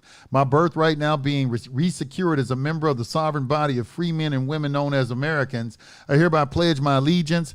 America demands no less from me, in that freedom has never been free.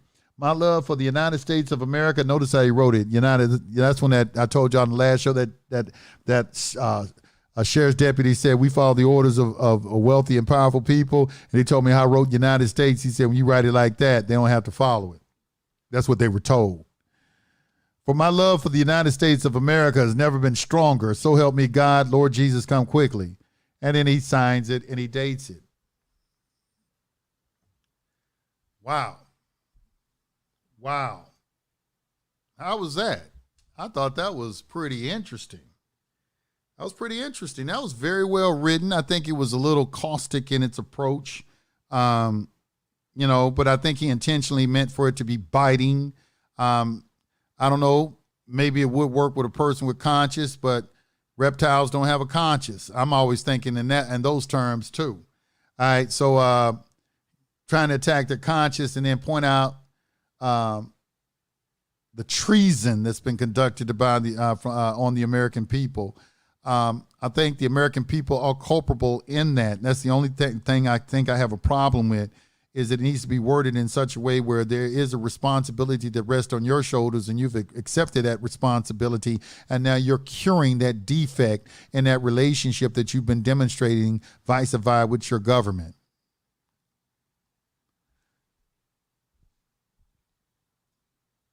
I just think that,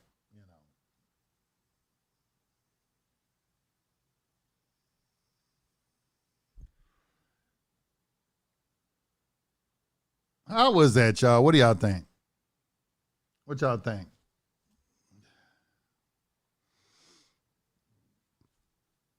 The sharp shank. How did I never realize that? The book that got me started. Okay. Water was here before creation and gives a new comprehension to creating something from nothing. Water was here before creation. I think hydrogen and helium are the first two to emerge, Yeah, everything derives from those two elements. You have the four elements: fire, earth, fire, water, earth, and air. And fire and water are reciprocals of each other. That's why you can make water into a combustible substance, like a hydrogen bomb. They're reciprocals of each other.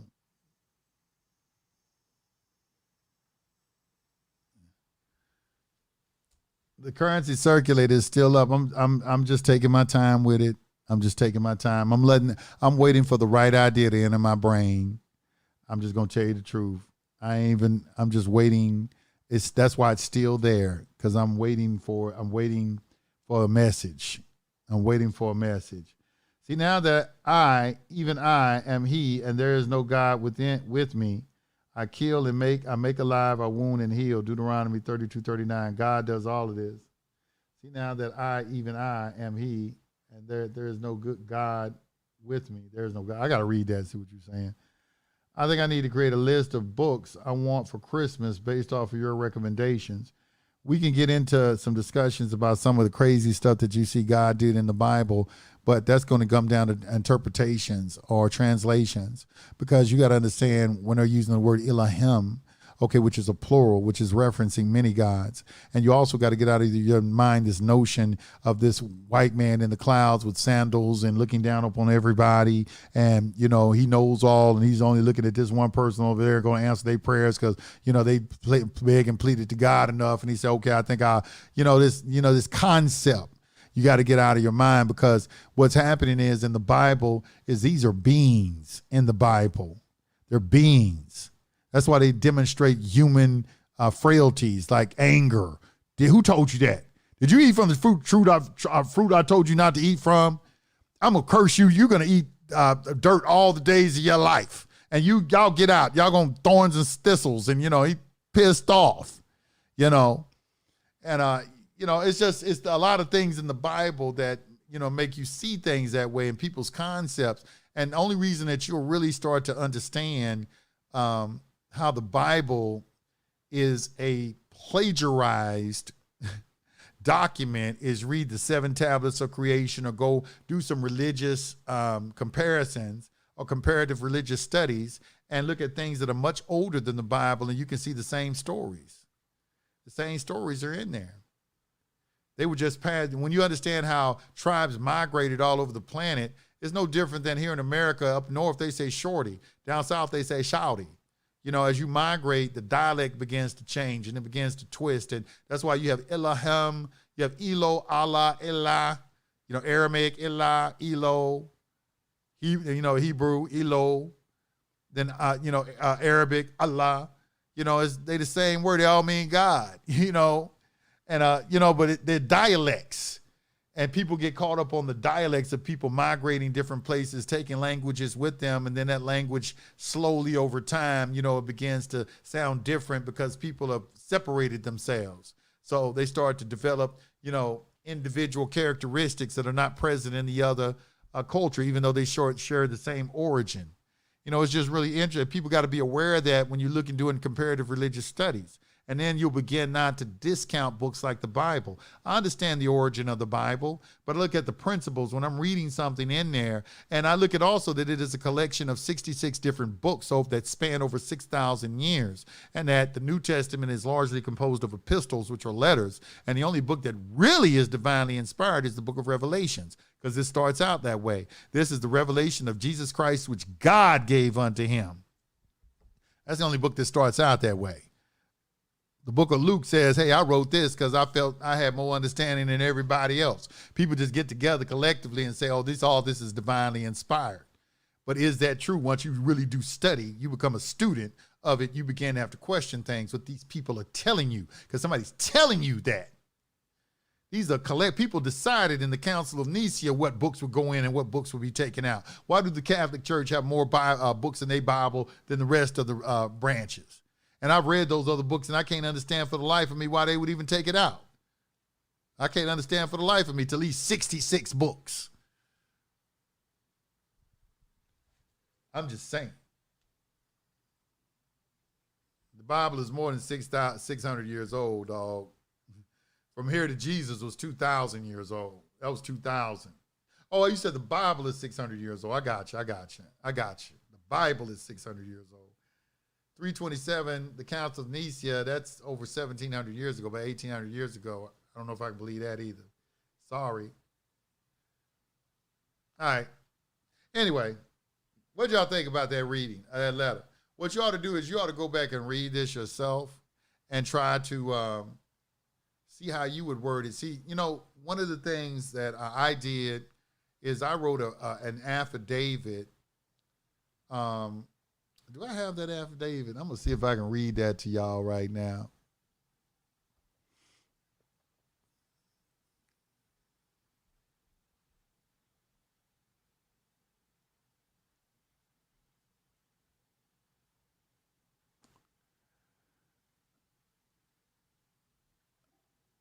Let me see. Yep, I think I got it right here. Y'all tell me what y'all think of this.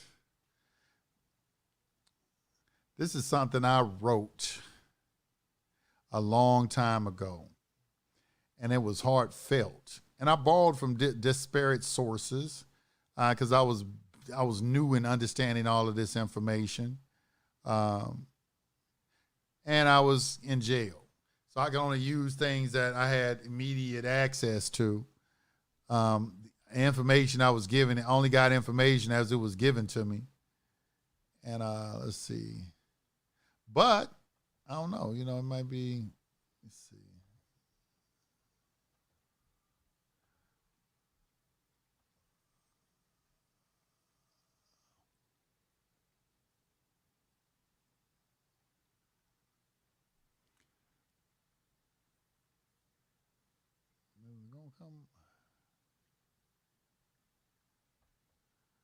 Oh, okay, this is it right here, I guess. Let me see. Let me see if this is it.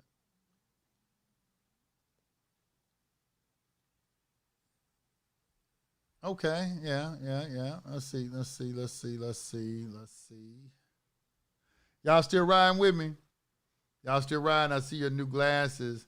Have you feeling a little silky? Dope frames, you reading us to 1:20 a.m.? Yeah, I wanted to keep my promise tonight.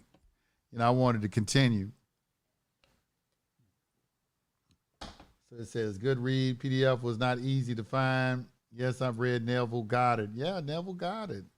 Everything you see came from within. The microphone Yusef is speaking into first. That's right. Neville Goddard I got some of Neville Goddard's book. Do I got some of them over there right now? I got some of my books, a lot of my books in storage. But Neville Goddard, Reverend Ike was a student of Neville Goddard's, Reverend Ike is a beast. Go listen to Reverend Ike. He's not what you think. He's a mystic. Don't let the Reverend throw you off. That's just a front. That's a front. I'm telling you, that's a front. The Reverend and Reverend Ike is a front. He did that to get to the Christians. And he did a damn good job. That's what kind of like what I'm trying to do in my own kind of way. And he did a damn good job. Let's see. Oh yeah, let me turn this over to here. Let's see, can I?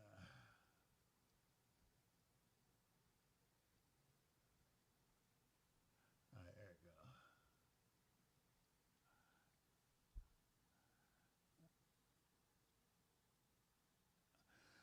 we go. Okay. Affidavit of Truth of John Henry Doe. I just made it like in a generic template, but I wrote this, if I remember correctly. And you tell me what you think. One Yusef, the live man statutorily exempt and citizen of the Republic, hereinafter affiant, declares and states that the following facts are true to the best of my knowledge and belief, and of which one has firsthand knowledge of the matter stated herein. One Yusef is of the age of majority and competent to testify on the matter stated herein. If any man or woman desires to answer this affidavit, please do so in the manner of this instrument by notarized affidavit, point by point, as enumerated, using your Christian or family name for signature, and mailed to the below named notary address provided within 5 days. And I got 10 right there. Or default will be obtained. Your handwritten signatures only. Do not type it out. I got this out of abatement at common law. That in that intro, it came out of that. I kind of twisted around a little bit, but that's where it came from. This affidavit of truth is based on the defiant's own firsthand knowledge and belief. Mark of defiant's words. 1, John Henry Doe declares and affirms. Notice I'm not saying swear. One, and I also got from that document how he instructed us to write affidavits. You should start out with saying 1. 1, Yusef declares and affirms that he is a natural-born citizen of the Republic of the state of Texas, born on such and such birth date, and is subject only to the laws of nature and nature's God, as enumerated in the Holy Scriptures in all their forms, as it is revealed to man with their individual level of understanding, which promotes the peace and dignity of all members of society and respect for the property rights and lives of all men. 1, Yusef declares and affirms that he is not a U.S. citizen and elects the status as a U.S. national as indicated on United States passport applications. All such travel documents are deemed to be issued to this affiant reflecting this status, as any other such status would be considered an unconstitutional excise, ultra-virus, which means out of one's power. That's what ultra-virus means, outside of one's power. Ultra-virus, an unlawful encroachment upon the affiant's ability to egress on planet Earth, of which man is only a trustee.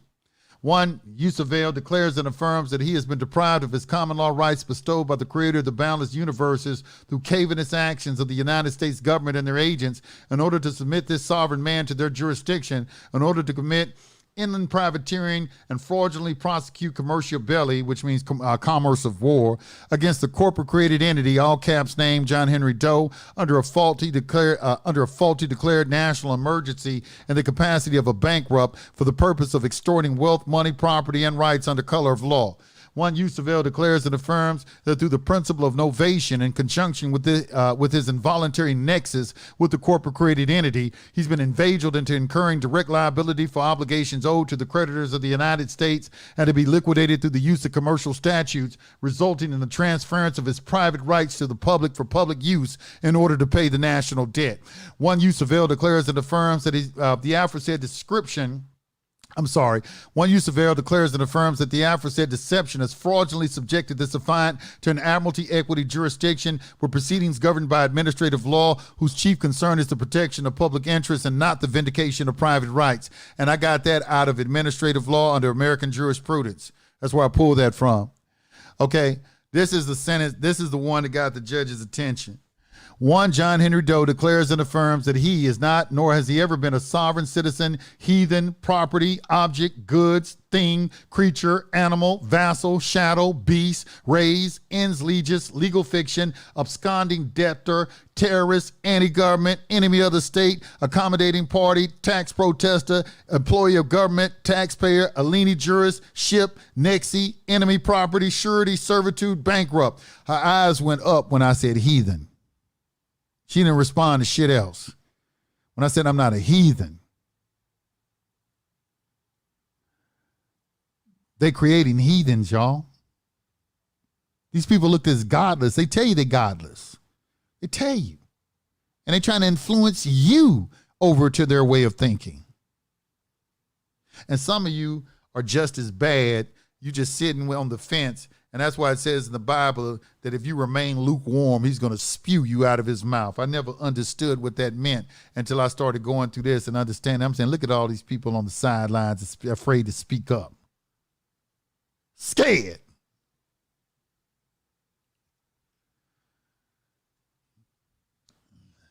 1, John Henry Doe declares and affirms that he is not, notice I'm never saying swear, because in the Bible it tells you what? Never to swear on heaven or earth. Heaven is God's throne and earth is his footstool, and you can't turn one hair of your hair on your head white or black. So let your yes mean yes and your no mean no.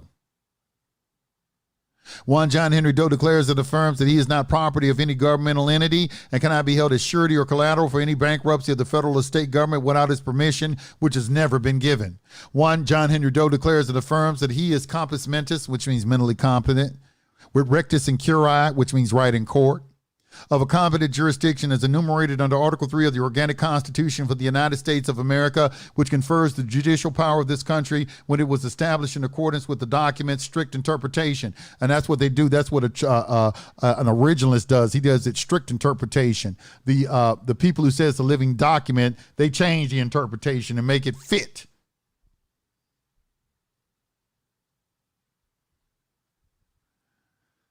Shalom Aleichem.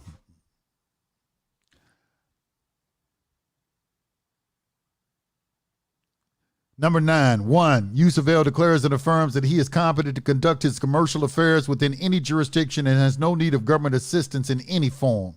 I'm more than competent enough to handle my own commercial affairs. 1, Yusef declares and affirms that this affiant reserves his natural common law right not to be compelled to perform under any contract that this affiant did not enter into knowingly, voluntarily, and intentionally, any and all liability associated with such compelled or presumed benefits are herein rejected. 1, Yusef declares and affirms that he elects to maintain his rights to privacy as enumerated in the organic Constitution of the United States of America pursuant to Article 1, Section 10, which restrains the public from encroaching on such private rights, absent a compelling public interest or minimum contact. You can see how long I've known about this because I wrote this like in 2012, 11, 10, about 2008. I wrote this like in 2008, 7, 8, 9, well, somewhere around that time. 1, Yusef declares and affirms that he has rescinded all benefits and privileges, contractual, known or unknown, from the corporate United States and its welfare state system created by Franklin Delano Roosevelt in 1933, which amalgamated this affiant to the territorial jurisdiction of the United States under the unstated presumption that this affiant is elected to have the status of that of a 14th Amendment U.S. citizen residing within the 10-mile square of Washington, D.C., or its territories, real or fictional, resulting in a presumed political status which would subject this affiant to the legislative plenary power of Congress pursuant to Article 1, Section 8, Clause 17 of the Organic Constitution of the United States of America.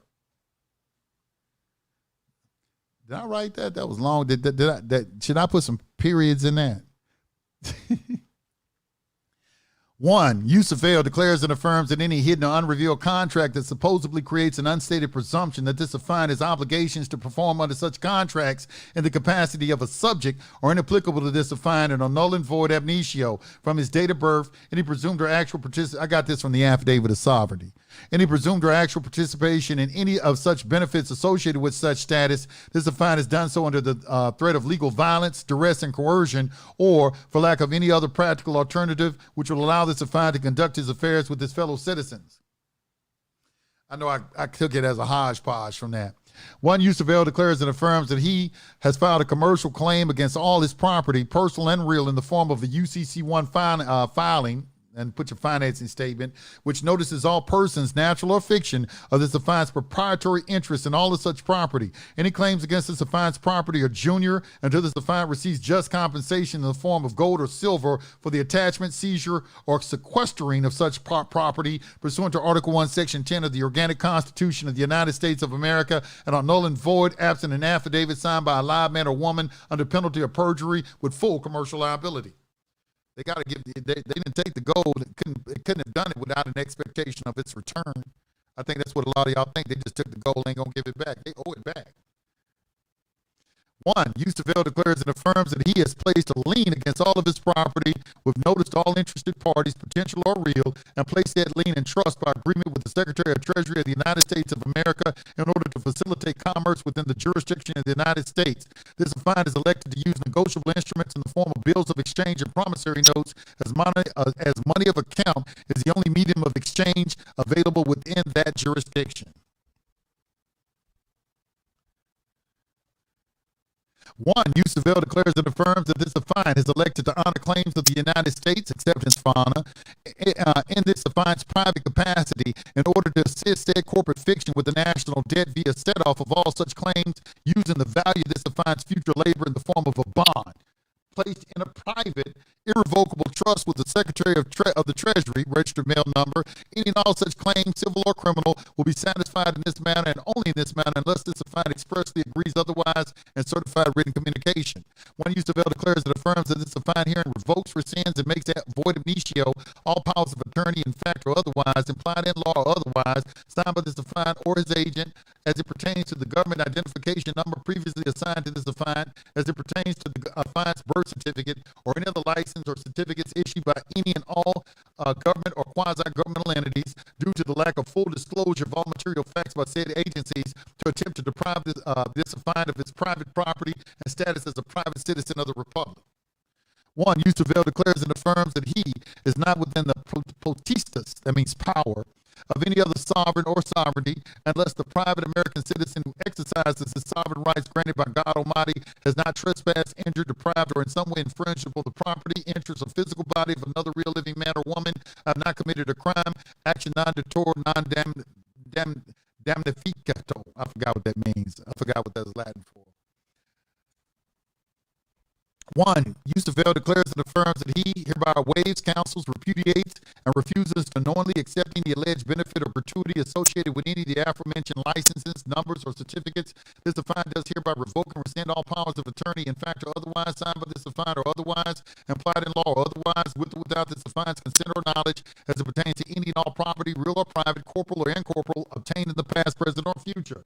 Affiant Yusef declares and affirms that all the foregoing is true and correct. I affirm that I am lawful age and am competent to make this affidavit, and hereby affix his own signature to all affirmations in this entire document with explicit reservation of all the affiant's unalienable rights and my specific common law right not to be bound by any contract or obligation which this affiant is not entered into knowingly, willingly, voluntarily, and without misrepresentation, duress, or coercion. Affiant Yusef, common law, trademark, copyright, blah, blah, blah, date of birth, a living, breathing, flesh and blood man, does assert and affirm on affiant's own unlimited commercial liability that affiant has scribed and read the foregoing facts contained in this affidavit, and that in accordance with the best of affiant's first-hand knowledge and conviction, such are true, correct, complete, and not misleading, the truth, the whole truth, and nothing but the truth, so help me God.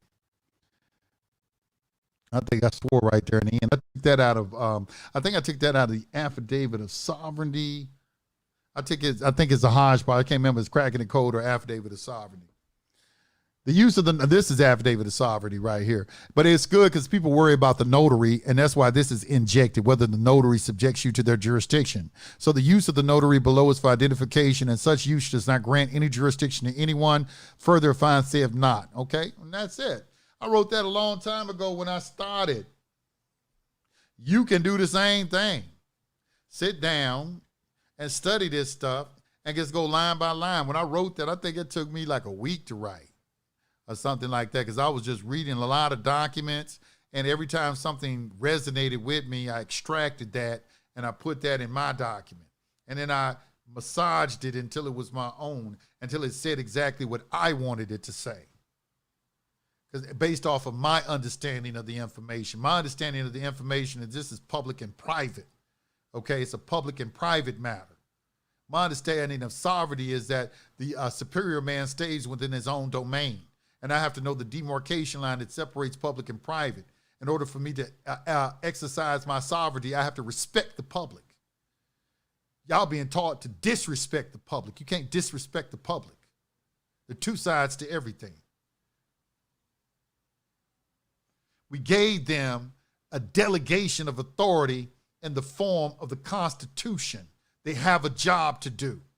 Our job is to make sure that they don't operate outside the ambit of that delegated authority.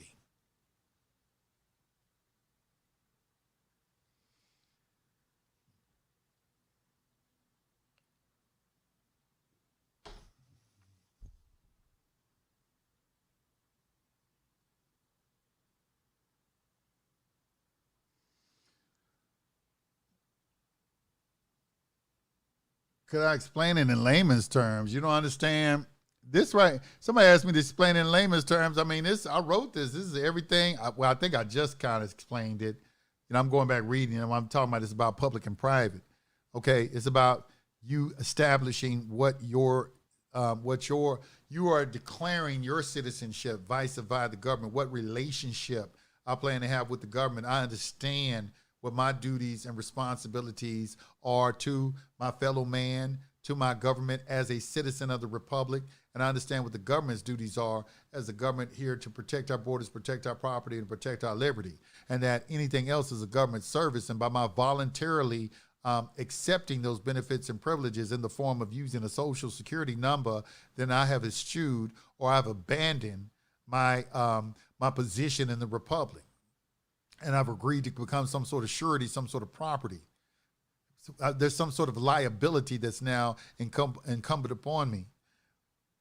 You know, that's what my understanding is. So I'm going to incorporate that understanding in my documentation when I write these people.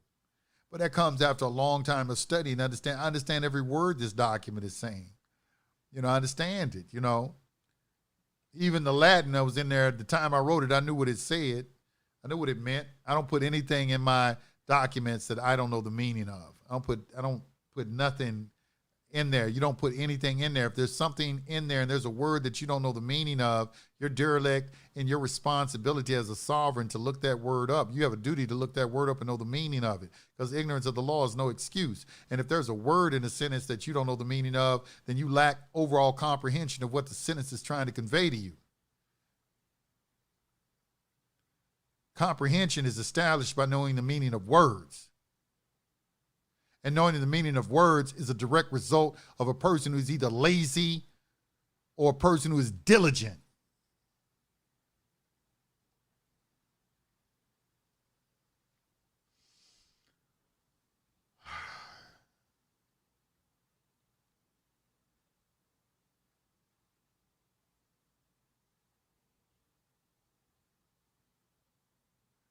All right, y'all. That's it for me. It's been great. It's been great. Oh, I want to thank the people who always give me a donation. I appreciate you. Because I ask for a donation, I might get 3-4 people. It's a donation. That's cool. You know what I'm saying? That's cool. That's all right. But it's energy. Feed the energy. Feed the energy. Reciprocate. It's an exchange. Everything in the universe is about exchange. The universe abhors a vacuum, and what that means is there's no empty space. You have to give in order to receive. You have to give in order to receive, because there's no empty space. So you're putting something somewhere, something's moving it somewhere else. There's an exchange is taking place. Energy. Energy. Anyway, I could do this all night, but I want to thank all of y'all staying up for me. That was very therapeutic for me. Very therapeutic. You got a chance to see how I kind of read stuff and kind of study it. I've never read that before from my man. Maybe I have. It did seem like, I probably have read it before. But it was very good. It was well written. I understand the spirit. But you see his style of writing, and you see the approach that he utilized. He used the approach by putting on the public record their traitorous activities that they've conducted against the people, which means that he has no reason to believe anything that they have to say. They do that in court. Once you commit perjury, your word is no good anymore. So he's letting them know, I don't believe nothing you say, and I have a basis for believing this. And I have an understanding of the treacherous activity that you've conducted, and I can no longer voluntarily be a participant of that. And I'm putting on the record, the public record, in writing to let you know about this.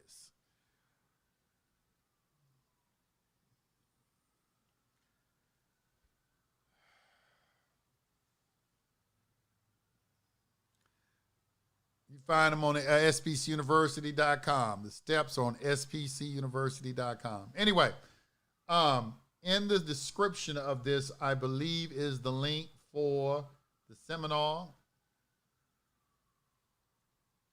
If you want, it's going to be in January on the 13th and 14th at the Crown Plaza Hotel in Houston, Texas.